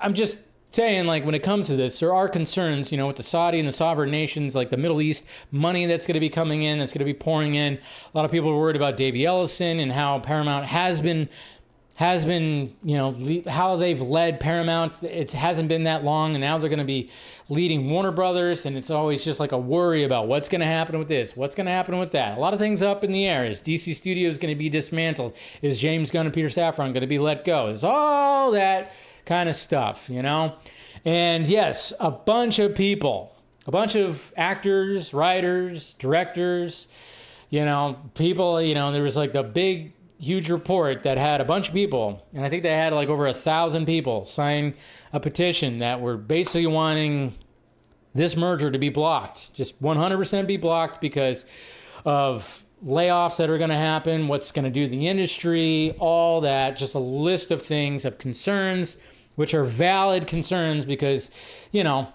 even if it was going on Netflix, it was like the same kind of concerns. And the fact that we're now going to be, the big studios are now going to be, it went from like, 5 to 4? It's a little bit scary. But then we have good old Davey Ellison, who decided to release a little statement to kind of push back on all this kind of stuff. So this is what he had to say right here. It's from Deadline. Paramount lightly pushes back on post-merger layoff speculation, sees majority of savings from non-labor sources. So Davey Ellison right here was basically like going, all right, guys, let me sweet talk you. Let me gaslight you. Paramount executives tried to reassure regarding the extent of layoffs anticipated as it seeks $6 billion surplus in synergies within 3 years of closing its acquisition of Warner Brothers Discovery. The belief around town is that the savings would be mostly job cuts. And here's his quote right here. It's important to note that the majority of our synergy target comes from non-labor sources among the efficiencies we have identified. So this is him talking to the Wall Street media analyst and blah, blah, blah, blah, blah. He says the savings from consolidating our spending technology stacks and cloud providers, including Paramount Plus and HBO Max, realizing global efficiencies in procurement and business services, optimizing the combined real estate footprint and the broader corporate overhead, driving efficiencies in marketing, optimizing spending on agencies, and also migrating the combined company to a single enterprise resource planning, otherwise known as ERP system, and combining other IT systems across the company. Again, these are just a few examples of where we believe we will find meaningful efficiencies as we unite these storied companies. It's not clear how reassuring that is. Yes, no, it's not reassuring at all. Many industry players believe the cuts must go well beyond $6 billion. Given the combined company's massive debt load, a majority can mean just over half. Paramount had already undergone waves of layoffs leading up and after its acquisition by Sundance. At Paramount, Ellison said, "We're well on our way to delivering on our transformation, and we are using a similar plan here, obviously on a larger scale. I want to note that while we expect significant efficiencies and for that $6 billion to ultimately fall to the bottom line, it is important to note that we are positioning the business for investment and growth in addition to reducing debt over the near term." Separately on the call, Ellison declined to respond to question about contract negotiations with Hollywood guilds as the process begins and gathers steam. Just as the giant media merger is taken off, a combined Netflix and Warner Brothers Discovery was expected to see minimal staff cuts, according to CEO Sarandos. I mean, these guys are obviously always going to say that. They're always going to say, like, nah, it's not going to be that bad, guys. Not going to be that bad. And then it ends up being bad. Ends up being a slaughter. That's what I think people are worried about. It's like, is it going to be a slaughter when it comes to all this? So just more worries. And like I said, a bunch of people, this shit still might not go through. It might not go through still. Who knows? It could still fall through. Congress could block it. The DOJ, whatever the hell. There still could be a lot of things. Politicians are not happy about this. So, again, it's just a day-by-day thing.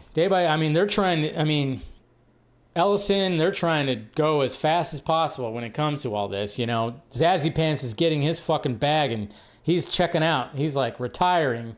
Like I said, he's going to retire on a fucking island in a volcano, that evil twat. Why did I use twat there? I don't know. Been a while since I used that word. So there we go. That's his response. It's not going to be that bad, guys. Sure. Yeah, we believe you there. Davey L's. Box office report. All right. So box office is going pretty strong when it comes to, of course, these two movies. And I'm sure, Mario Galaxy is definitely going to... definitely going to make $1 billion. I have a feeling it's going to make $1 billion. Maybe it'll just be just shy of it. Who knows? Because it didn't get quite the good word of mouth as the first one did. And I could see that. I even was talking to Scott, and I talked about it. Scott didn't really like Super Mario Galaxy movie. And I was okay with it. It was fine. So here's the box office report right here. Of course, Super Mario Galaxy made $68 million, topped the box office. 48.3% drop. Not too bad, under 50%. And it's currently sitting at $628.6 million in just 2 weeks. So that's why it's like, yeah, this movie might hit $1 billion. It's getting up there. I mean, look at the split right there when it comes to domestic and international. Pretty crazy. Project Hail Mary. Look at this thing. This thing's just got legs. It sits at $510.2 million. And you know, these suits out there are like, we need a sequel. And I'm like, don't ruin it. Don't ruin it by making a sequel unless you come up with something really good. The drama is actually doing pretty good. I think this movie costs like, I think it's like $20 million or something like that. So it's already made double back. I mean, it's doing pretty good actually. 43.2. And then the new movie that came out, one of the new movies that came out, You, Me, and Tuscany, which is just, one of those types of movies. I was definitely not going to go see this. It's made a total of $8.8 million. And then you had BTS. I don't even know what the hell that is. Faces of Death. This was limited release. I didn't see. I was like, what the hell? I thought this was coming out. I think it's getting a full release next week. I want to see Faces of Death. And then I heard good things about Exit 8. This got a really limited release. So, yeah. And then there's like this Beast movie. This also got a limited release. It's like a UFC MMA type fighting movie. So, yeah. I mean, the next big movie that's going to be coming out is what? Well, yeah, what? Mandalorian? Or is there something before that? I can't even remember. But I'm going to go see that new Mummy movie. I've heard good things and bad things about it. I'm going to go check it out. I didn't go to a movie last week. I'm going to go to a movie this week. 2 weeks. CinemaCon, Sony. Okay, let's see what's happening, folks. Is it still happening? All right, let's look. Let's dive in. I know, Ghoul, you said that they released a trailer for Resident Evil, it looks like. Where, let's see. Let's type in. All right, let's see what's going on here when it comes to Sony CinemaCon. All right.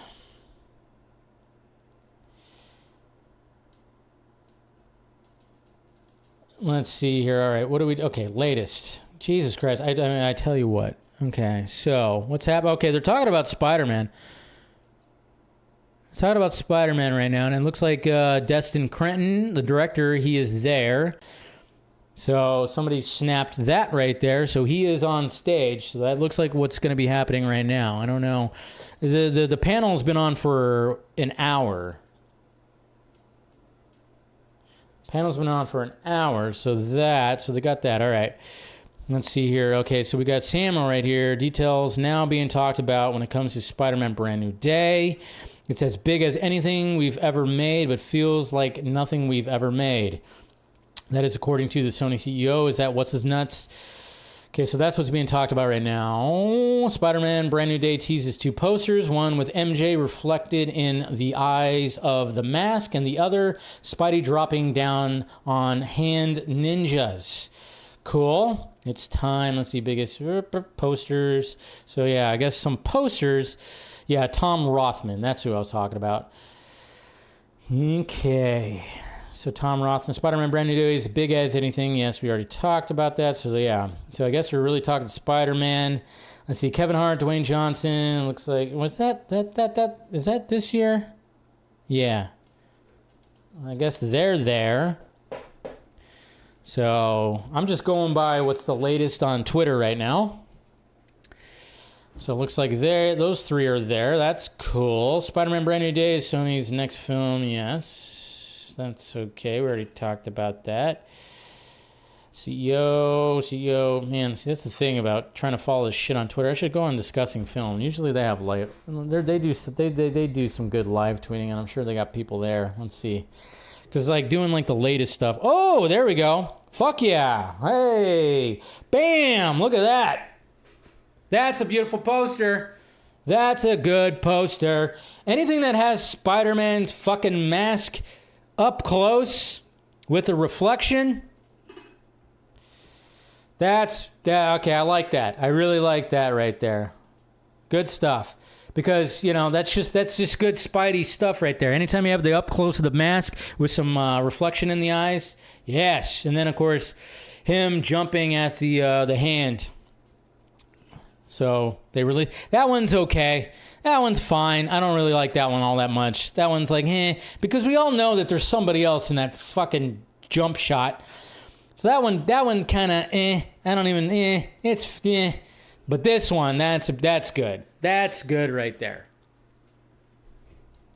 That should be the poster that you see. That should be the poster that you see right there in the movie theater. 100%. So, posters. Oh, okay. The team behind Beyond the Spider-Verse are backstage. So we're gonna have to wait here, folks. I didn't talk enough. We're gonna have to wait. We're gonna have to wait and do some live stuff. Hey, what the hell? So there's a logo. There's a logo for Zach Krager's Resident Evil. Dwayne Johnson, Kevin Hart, Zach Krager are among the talent spotted backstage. What the hell? Did this thing start late? I mean, there's not much here. There's not much here. Man, there's not much here.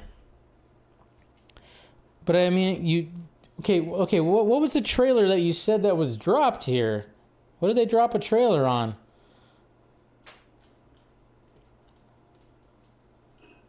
I thought, Ghoul, you said there was a trailer. I don't know, I'm trying to just figure out what the hell is actually happening.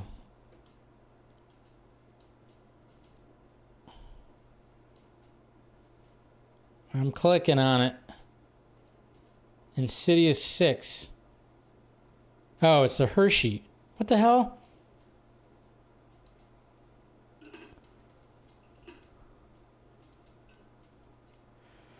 Okay, so they dropped the trailer on the Hershey movie? Is this a Sony movie? Is that at Angel Studios? It's Angel Studios, right? That's that one dude. All right. Okay. Cool. Yeah, apparently there's going to be a movie on Hershey. The most random movie possible. Yeah, that's from Angel Studios. So I don't doubt that. I know Angel Studios, they had their panel earlier. So they actually released, there's like a young George Washington trailer. They released that Alan Ritchson and Owen Wilson are going to be in this one movie called Runner. Yeah, so, I mean, Angel Studio, they came with trailers and footage and shit like that, so... Fucking hey, how long is this goddamn Sony? Let's see. Ned thinks that the true identity of Spider-Man is either Flash Thompson or Mr. Harrington. See the footage description here. So they showed footage.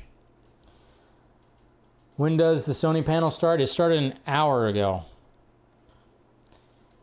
An hour ago. So that's what I'm just kind of talking about right now. Footage. Exclusive footage. What? So apparently they showed footage. Did they show footage of... Let's see. What else did they show? No. I haven't been showing footage. Oh, is the Social Reckoning also supposed to be shown here? Archangel. And then, of course, we got Beyond the Spider-Verse. Are they going to show something with that? Seems like a very long... it's already been an hour. Of course, they probably started late. But I'm not... Yeah. Resident Evil, basically when it comes to Resident Evil, I mean, they showed a logo and Zach Krager is there, but I don't think they actually showed any footage. I'm not seeing anything. Not seeing anything right meow.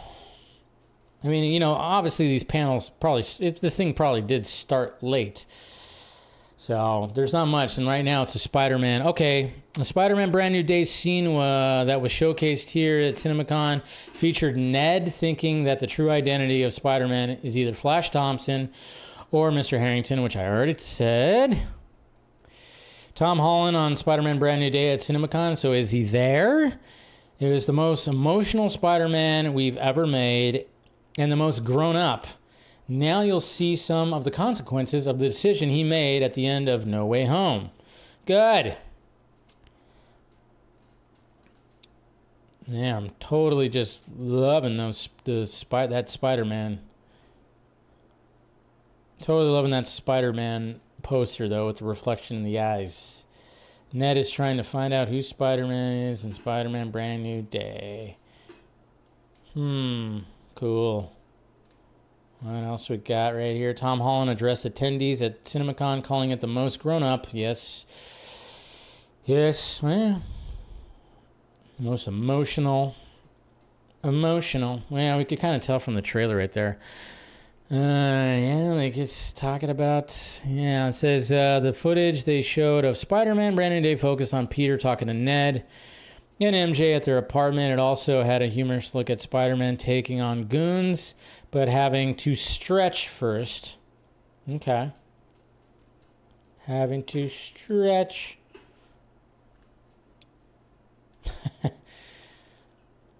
Let's see, yeah. So, yeah, I guess Tom Holland ended up being there. Footage, MJ, yeah, we got that. Peter watches MJ kiss her new boyfriend. We already saw that new sizzle. Peter suits up. NYC swinging. Spidey stretches before fight. So we're going to add that humorous, like, just kind of jump around and just kind of thing. I don't know. Probably a little better. Tom Holland's in better shape than me.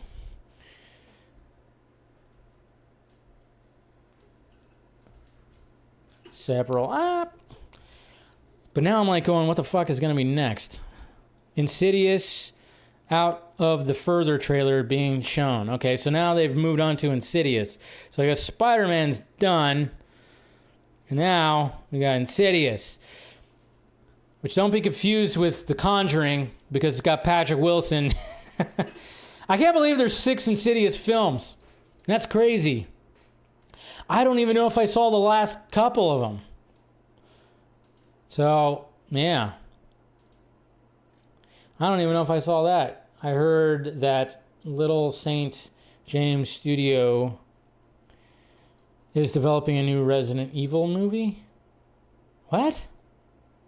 Is Resident Evil next after? I don't know. I don't know if they've already talked about this. And I'm like, I don't know how long this thing's going to be because I'm not going to fucking stream this whole time. I figured there was already going to be a bunch of stuff already talked about. I thought Spider-Man would be like the last thing that they talk about. But apparently not. That's just kind of interesting. I would have thought Spider-Man, their biggest movie of the year, would be the last thing that they talk about. But they're like, let's get that out of the way. How about Insidious 6? It's like, what?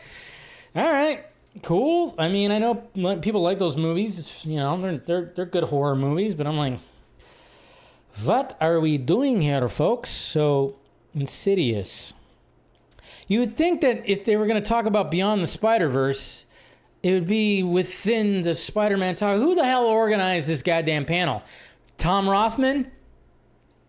Amy Pascal? Who organized this? I really thought, like, they're going to we're going to be an hour in, they're going to be like, oh, it was this and this and this, and we're going to be like, you know, no, they're going to be talking about Jumanji now. I don't even really care about Jumanji, to be honest.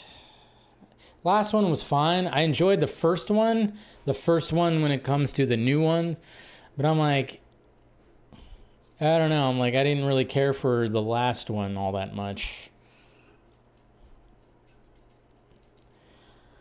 Let's see. I'm just refreshing. It's being called Insidious. Yeah, Insidious, Out of the Further.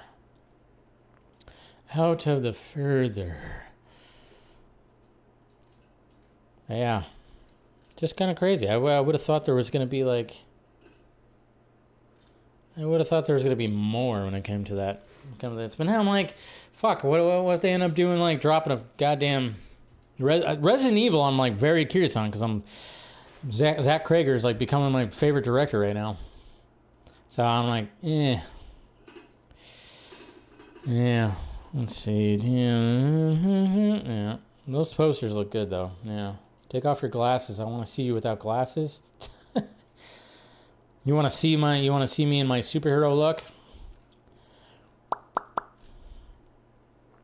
Jumanji, it's not a real studio. Yeah. Oh, it's not. Yeah, I didn't think it was a real studio. Little St. James Studios.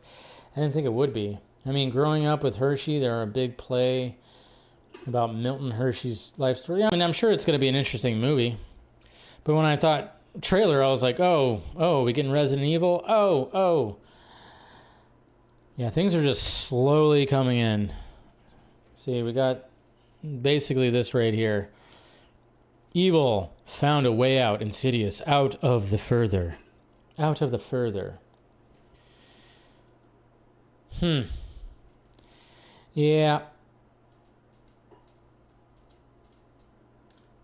I don't know if there's going to be... Yeah, there's the poster, the banner, whatever. Oh, okay. We'll wait, because Resident Evil is now next. We'll wait, because, yeah, according to the movie podcast on Twitter, now Resident Evil is next. So let's go ahead and let's wait it out. Maybe they'll release something. I don't know. Yeah, of course, people are still talking about the description of Spider-Man Brand New Day. I really like that close-up poster. That's a really good poster. Show the trailer, Dave. I know. Oh, you want to show the Hershey trailer? Zach Krager is here. All right. Zach Krager is now on stage. He is talking. Krager says he's put an embarrassing amount of time into Resident Evil games. He says they're naturally cinematic. Cool.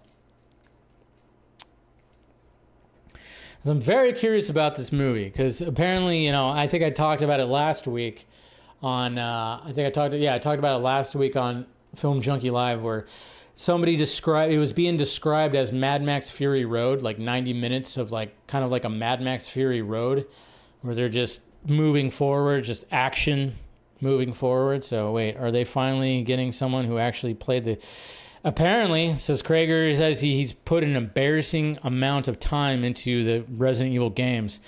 So Zach Krager's a big dork. So yeah, he probably played these games like crazy, trying to figure out his angle. So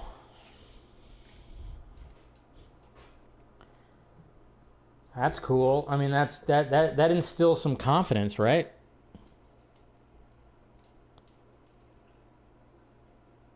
Footage, like we did with Fallout, as Nolan is a Fallout fan. Yeah, you always want somebody who's like a fan of this stuff. Krager said, I'm just writing notes right now. Me too. I have like 500 hours. All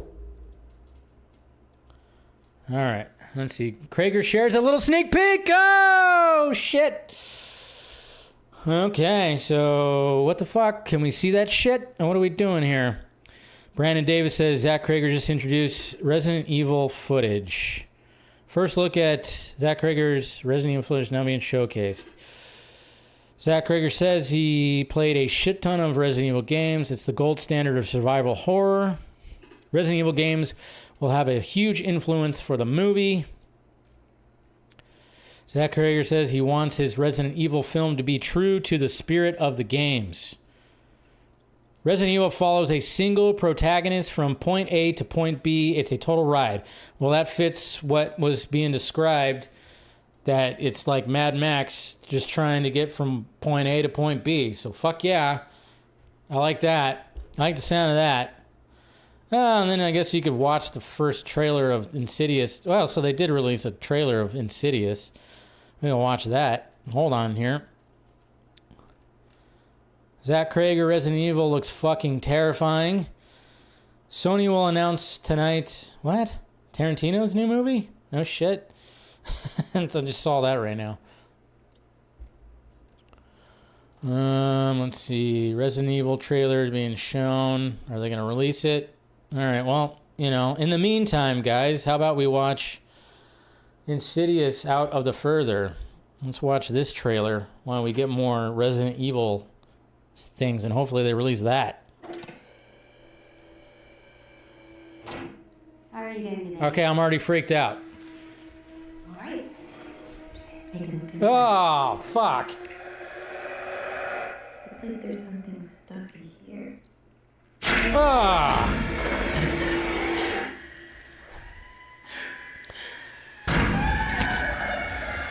No.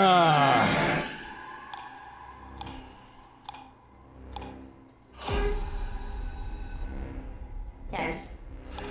Ever since she was born, it's been just the two of us.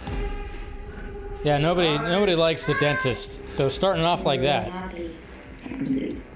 Until I started having these dreams. Mine? I'm scaring my daughter. I need someone to tell me how to stop this. Those are not dreams, Gemma. Yeah, there she is.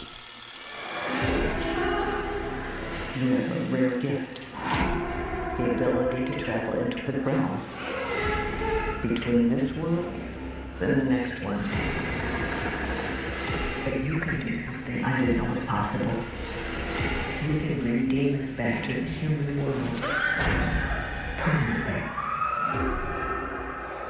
You don't want to do that. Where's Patrick Wilson? What happens if I can't control this?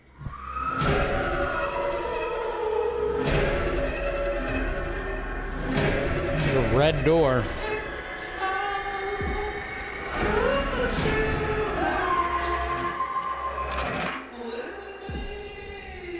Maya? Maya? Don't do that.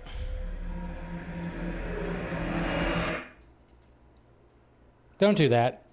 Don't do that.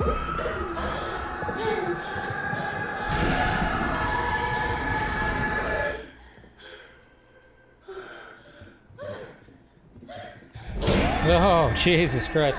Where the hell's Patrick? Is Patrick Wilson not in this one? Did he die? Did he die? I mean, that's the thing. I don't remember if I saw the last ones.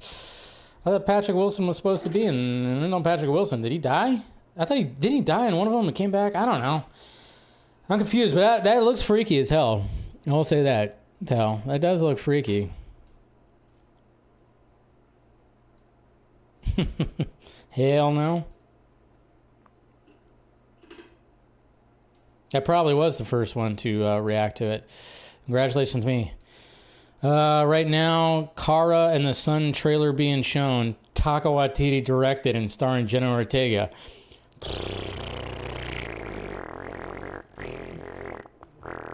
Sorry. When I hear Taika Waititi, I immediately make a fart sound. I don't know what it is. That's what happens. Okay. So, description of the Resident Evil footage. The scene follows a stranded driver, played by Austin Abrams, who makes his way through a snow-covered landscape to a seemingly abandoned farmhouse, only to discover the phone line has been cut. He later arms himself with a shotgun inside a barn, before descending into an underground tunnel where he encounters a grotesque, oversized zombie. Additional footage showed limbs reaching through doorways and bodies crashing from rooftops onto cars as chaos erupts. Coming out September 18th. Release the goddamn footage. Release it. Why are we not releasing that? All right, let's see. Trailer dropped. Okay, are we going to get that? Are they going to release it? I think they should. Come on, what are we doing here? But it doesn't seem like it. Let's see, yeah. So, yeah. Trailer, I mean, I guess that's a good teaser. Good teaser. But, yeah, if anybody was, like, wondering, there's Krager right there, standing in front of his logo. We got an up close of it, but, yeah, there he is right there. I'm just wondering, I'm like, come on, release the goddamn footage. I don't think they're going to do it. I just don't think they're going to do it. I think I'm having some hope here, maybe. Come on, fingers freaking crossed. Fingers crossed that they do it. Just release it. Come on. You know you want to, just drop it. That's what we're hoping for. I'm gonna wait it out a little bit here, because I'm really hoping for that. You know, they released the Insidious one. Why not? I mean, it's April. We're talking about September. It's 5 months. Let's do this. The Nightingale is now being showcased. Okay, yeah, they did this. So basically, when they, I don't know. I guess I don't know what. Maybe they're waiting for Beyond the Spider-Verse. Is that going to be the last thing that they talk about? That's weird. I don't know. Whoever organized this panel, pretty interesting. Pretty interesting how they organized this trailer, this panel. Because they just were like, hey, Spider-Man, brand new day, Resident Evil, Insidious. Now we're gonna be talking about movies that. I don't know. I'm just waiting for that Resident Evil footage. God damn it. No, he didn't die. He didn't die, right? So why the hell was he not in the trailer? Maybe he shows up later. He's probably going to be in like the final act. Patrick Wilson.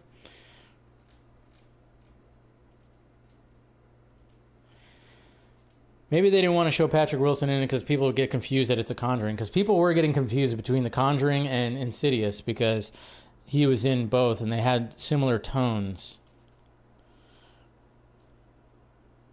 Oh, so Taika Waititi's movie Clara and the Sun, not only does it star Jenna Ortega, it also stars Amy Adams. Follows a robot bought by a family to help them heal physically and mentally in a dystopian future. Damn it! Now you got my attention. When I just heard, I don't really care for Jenna Ortega. She's fine. It's whatever. But of course, Taka, I'm like, yeah. But now you're saying Amy Adams, and then you're talking about fucking dystopian future with a robot. Damn it! Now you got my attention. You got me. You're gonna make me go see a Taika Waititi movie? No, I'm just kidding.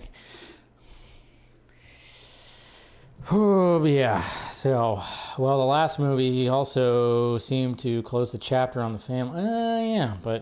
I guess that makes sense. So maybe that doesn't have Patrick Wilson in it? Yeah, it's like, how you feeling there, Eric? How you feeling about that? Come on, release the freaking footage. They're not gonna release that footage.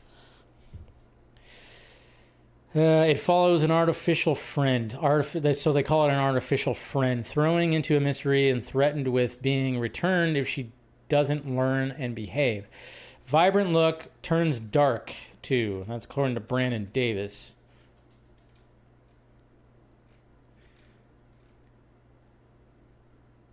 Side note, Sony killing it with music walk-up songs. Apparently the walk-up songs are killer, according to Movie Podcast.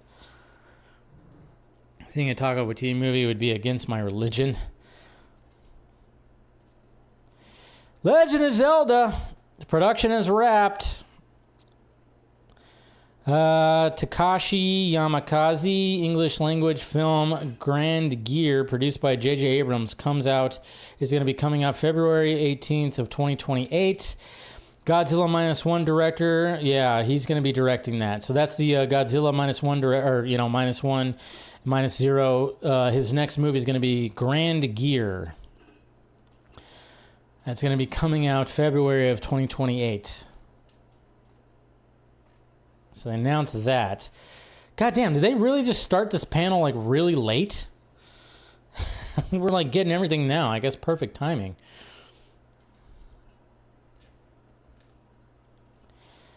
I'm just like, come on, release the freaking footage. What are we doing here, folks? What are we doing here? Bloodborne movie announced? What is Bloodborne? I don't even know what Bloodborne is. What is Bloodborne? Legend of Zelda is up May 7th, 2027. Are they going to release footage of that? Or are they going to talk about footage? What is Bloodborne? Sounds like a vampire. Okay, so yeah, it's a game. Bloodborne, alright, it is a game. Third-person perspective, players control customized protagonists, blah, blah, blah, blah, blah, blah, blah, blah. Yeah. The game follows Hunter through a decrepit Gothic Victorian era inspired city of Harmenam, whose inhabitants are inflicted with blood-borne disease, which transforms the residents into horrific beasts. Attempting to find the source of the plague, the player's character unravels the city's mysteries while fighting beasts and cosmic beings. Okay, that could be cool. That could be cool. All right, is that all we're going to get from Zelda? Is that it wrapped? No, nothing? Okay. Bloodborne, R-rated. It's going to be an animated movie. So that's not even going to be live action. It's going to be animated. R-rated animated adaptation of Bloodborne is officially being produced by Sony Pictures. Jack's Epic Eye is developing the film. Don't know who that is. That's cool. Sounds like a cool concept. And City's franchise is nothing without James Wan. Well, James Wan did produce it. He's still part of it. No new Zelda movie news, it seems. All right, so they just said, hey, it wrapped. Expect the trailer in 6 months. That's probably all they said. It's like, yeah, expect the trailer sometime later this year. Fucking A, they're not going to release that Resident Evil teaser, are they? They're just not going to do it. Bastards. Justin Lin is now on the stage. Helldivers. All right. I don't know. I'm probably going to wrap this up. Let's get into 8 o'clock. And now they're just they're just going through. They're just like, hey, now on to get off the stage. Next one. I was hoping they're going to release that Resident Evil footage, but I don't think they're going to release it. I don't think that thing's not coming for, who knows when that's going to be coming. Because I think it was just footage. I think it's just footage, and I think they're going to give us a trailer probably in the next couple of weeks, I'm guessing. A teaser. Justin Lin says Jason Momoa is the only person who can pull off Helldivers. Okay, what the fuck is Helldivers? Okay. I feel like a boomer right now. Another video game. Jesus Christ. All right.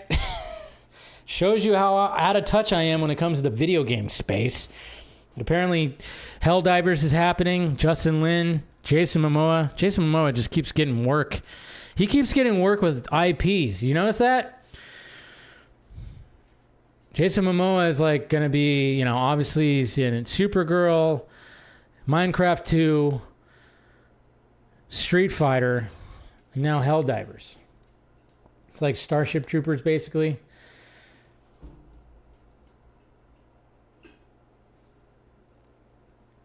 Dave, you ever watch any of the Nostalgia Critic? I mean, I have, but I haven't watched lately. I have, but I have not watched lately. Okay.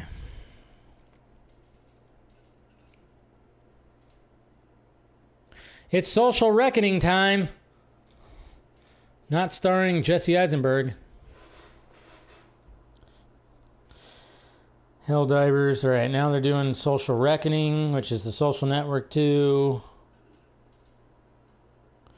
So Helldivers is an elite unit of soldiers known as Helldivers who must battle alien creatures threatening to destroy the fictional planet of Super Earth.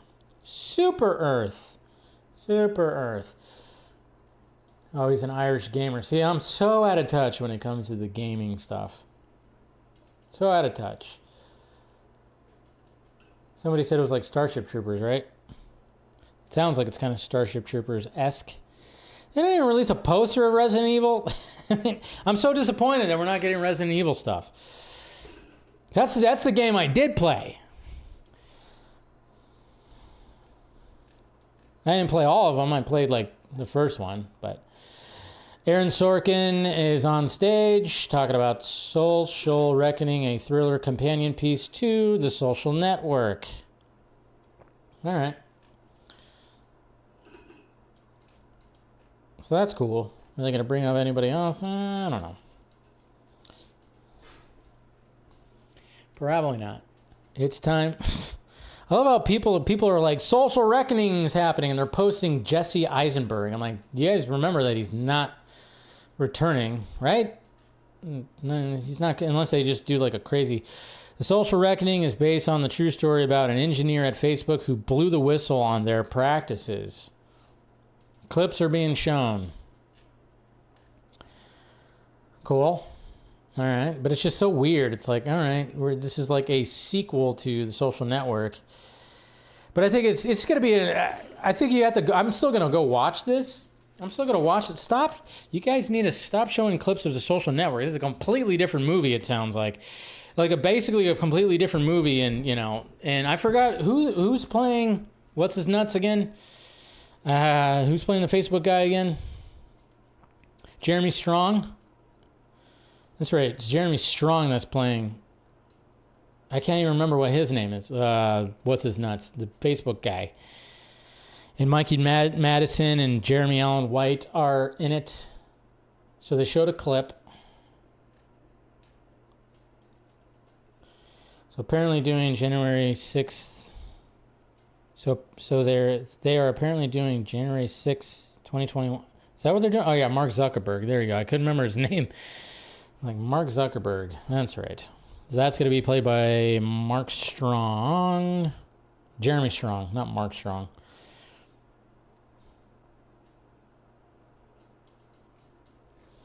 Okay. Yeah, they're just not going to release that footage. Fuck, man. I was hoping they were going to do that. That's like my biggest disappointment in Sony. And I'm like, is that Peter Crane in the trailer? They should have gotten Joseph Quinn to play Mark Zuckerberg. Yeah, he looks, yeah, that would have been better. It's so funny. All these... It's so funny, like all these Twitter handles, they keep posting images from the first movie with Jesse Eisenberg when they're talking about this. I'm like, stop doing that. But, I mean, I guess that's all you want to post an image with it. You want to post an image with it, so I guess, it gets a little bit more traction. But it's just funny seeing, I keep seeing Jesse Eisenberg when they're talking about this. I'm like, he's not in the movie. He ain't in the movie. He said, fuck no, I'm not going to do that shit. This wasn't supposed to be a franchise. I think his main issue was, yeah, so I mean essentially it's like this guy's going to be playing Mark Zuckerberg. So first teaser for Social Reckoning shows Jeremy Strong as Mark Zuckerberg practicing congressional hearing. I'm not 2 years out of a dorm room anymore. Ooh. So we're gonna see him act like a robot. Remember when Mark Zuckerberg was being was at those hearings and he looked like a fucking robot? It was weird. So he's gonna act like a robot. See, it's described as a companion movie. So since they couldn't get, Jesse Eisenberg back, and yeah, so it's like Aaron Sorkin has written and directed. It's titled Social Reckoning, a thriller. So it's more of a thriller. So yeah, this movie's not going to feel like the first one at all. Sorkin gets on stage to talk about how Facebook has exploded since the social network. It's time to say more. It's a real David and Goliath story. The story follows a mid-level engineer at Facebook who became a whistleblower to take on the massive company. He introduces footage.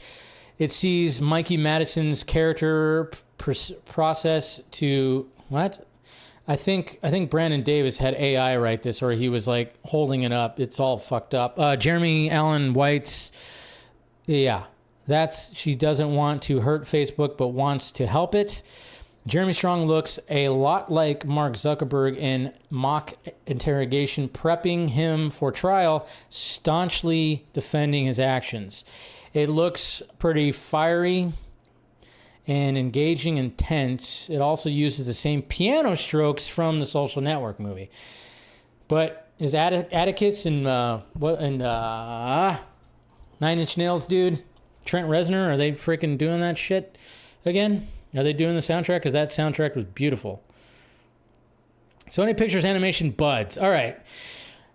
Now we're just getting into other shit.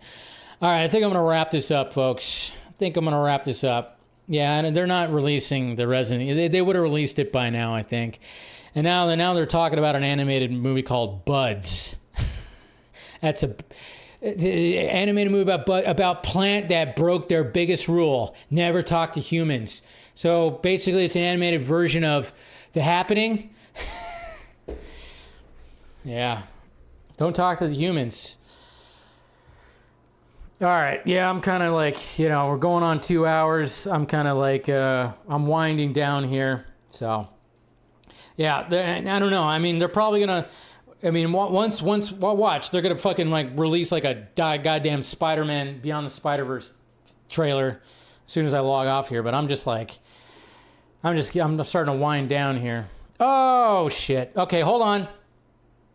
Phil Lord and Chris Miller, damn, they are moving quick. They are just fucking, or they're just showing shit. Okay, hold on. See, here we go.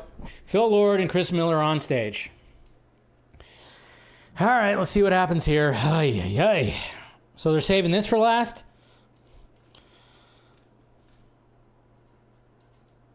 Phil Lord, Chris Miller, Bob, man. Okay. Let's see what happens. See what happens when it comes to Spider-Man right here. Yeah, they're moving fast. I think it's like get on stage, say your shit, get off stage, show some shit, and that's it. They're moving really fast.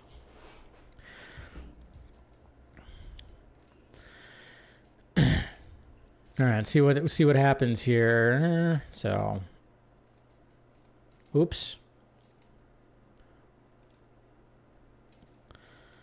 Meow, meow, meow. All right. New look at Spider-Man Beyond the Spider-Verse will be shown tonight. Okay. Are they gonna release some of that shit? Can we see poster something? Project Hail Mary built its sets next to Sony Animation, so Lord and Miller could stay close to Spider-Verse work. Well, that's pretty. Yeah, that's good. So yeah, like that. So, yeah. So apparently, like when they were doing Project Hail Mary, they were able to bounce back and forth. There's a new rule book, and we're going places we've never gone before. Comes to that Spider-Verse. Spidey senses tingling for a reason. Yeah, they're there. Okay. I mean, they better show some footage. I mean, Jesus Christ. Wasn't this movie already supposed to come out?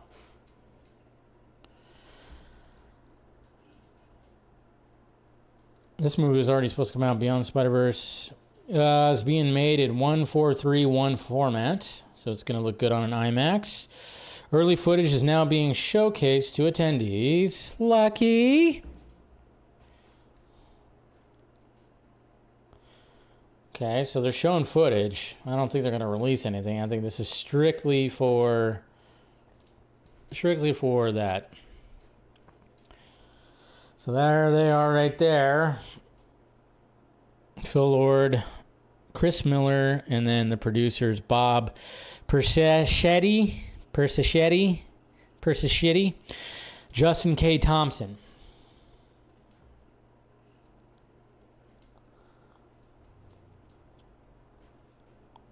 Let's see here. All right.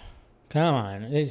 Welcome to the final chapter of Miles' story. Ooh, final chapter, huh? Is it the final chapter? Is it? Or is he going to show up? Okay. I guess we're going to get a footage description, right? They're probably going to have a footage description. They got to. People, of course, are going to talk about it. So I guess we have that. Is anybody still out there? Oh, man.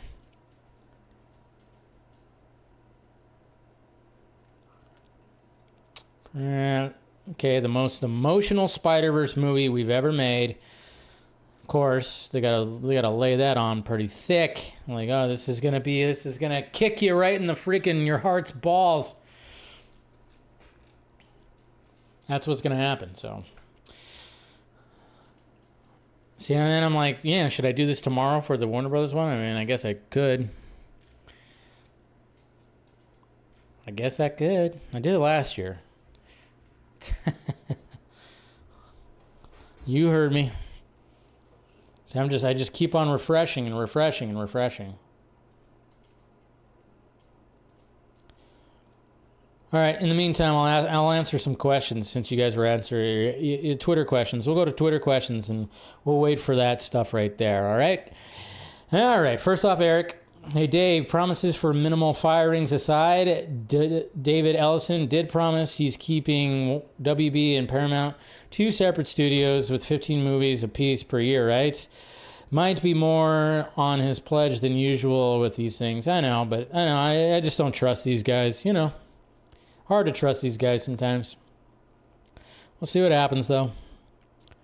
Could be optimistic. Darren, Mr. Laugh Now, Cry Later. Do you think Zach Krager will ever pitch his DCU script to James Gunn? Maybe. But it had no association to any of that, so I don't know. I mean, if the Resident Evil movie ends up going crazy, then I wouldn't be surprised if maybe James Gunn would give it a read. Devin Wooter, hey Dave, do you think DC Studios will reveal the first teaser trailer for Clayface? I think they're going to bring some footage. I mean, they better. The first look at Man of Tomorrow. Now they're not going to be any first look because they're not filming yet. Maybe the official logo. They could have the official logo. I just watched Terminator 1. Tubi, a great film. Do you have a favorite scene? Do you think Marvel and DC would do a movie together like Spider-Man and Superman? Yeah, but not for like another decade or so. Jamal. If Stan Lee alive, he would see Jason Momoa as Lobo in Supergirl. He would have a big smile on his face. Yeah, he probably would, but Stan Lee didn't create that character, did he? What is this? Man dressed as... Oh yeah, I saw something about this. Man dressed up as Spider-Man stole $65,000 in cash after breaking into a cigar shop. Yeah, I saw something about that. That's pretty funny. We asked NASA Administrator Jared Isaacman on the possibility of Matt Damon being sent the first crewed expedition to Mars. Why would we do that? It's not like he's some kind of Martian or anything. Funny. All right, let's get a description of that fucking footage, or goddamn, release a poster. Nothing? Oh, here we go. There we go. All right, we got some images. First look, new look at Spider-Man Beyond. So, Beyond the Spider-Verse. So, Miles and his dad. Then we got, what's his name, right? Is that Miguel grabbing onto Miles?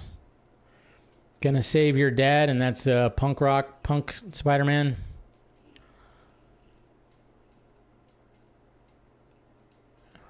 Cool. All right, so we got something. We got something from Beyond the Spider-Verse. Opening scene of... Oh, so they showed the opening scene. That's what they showed the opening scene. Nice.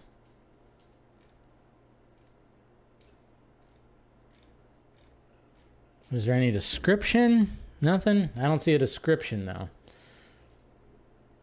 Okay, here we go. Brandon Davis is like, he must be using some kind of AI or like some kind of translator thing, because he's like throwing out big time fucking tweets and they're like misspellings and all this kind of stuff. He's doing his best. I'm going to go, okay, let's see. Description.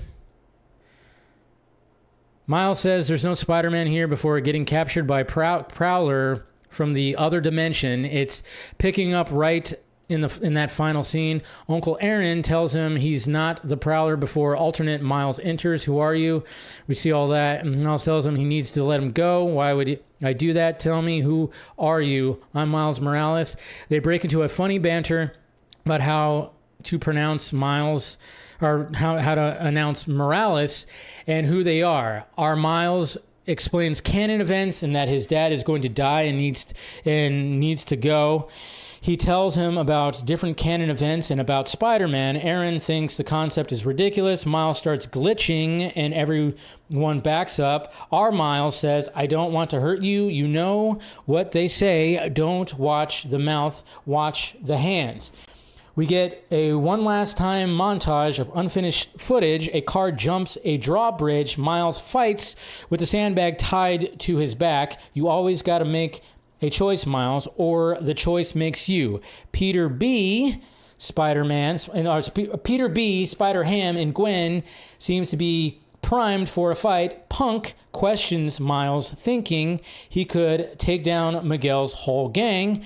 The screen is vertically split by different universes and different Spider-Man characters at the bottom of the panels looking at their cities. Woo! Goosebumps. Goosebumps. That sounds pretty cool. I like that. All right. So that's all sounding pretty sweet. Not too shabby. Oh, man. Jumanji 4. All right. I think I'm calling it. Calling it now, because I just wanted to hear about the Spider-Verse stuff. But I'm calling it now. All right, I'm going to call it. I think this is the end right here. I appreciate you guys. I think I'm going to do this tomorrow for the Warner Brothers one. Should I do it? Should we have some fun tomorrow? So some fun like this. It starts at 4:30, so I'm probably going to start my stream at 4:30, because shit's not going to, So I think I'm going to do a Tuesday Film Junkie live, and we're going to talk, what's happening during that. Daredevil is tomorrow night. Okay. Well, we can still watch that too. Don't worry. Go watch it after. But this was fun. This was fun, though. Like that. Might as well do that. All right, guys. Appreciate you spending all this time with me. I know this was like a weird, long one, which that sounded funny. Hit that like, thumbs up, and everything. Always great talking to you. But yeah, 4:30 Pacific time. I'm gonna let's just do it. Might as well. We'll just do this again, and that's all. It'll be specifically on that. We'll just do that specifically on the Warner Brothers panel. Should be a fun one, and it'll probably be about 90 minutes, so it's probably gonna be a good one. So all right, I'll see you guys tomorrow then, 4:30 Pacific time, and we'll have some fun talking about that Warner Brothers and DC, and Dune 3, all the. Hopefully they're probably gonna show some footage of Digger. That's right, with Tom Cruise and everything. All right, guys. See you tomorrow. Love ya. Talk to you later.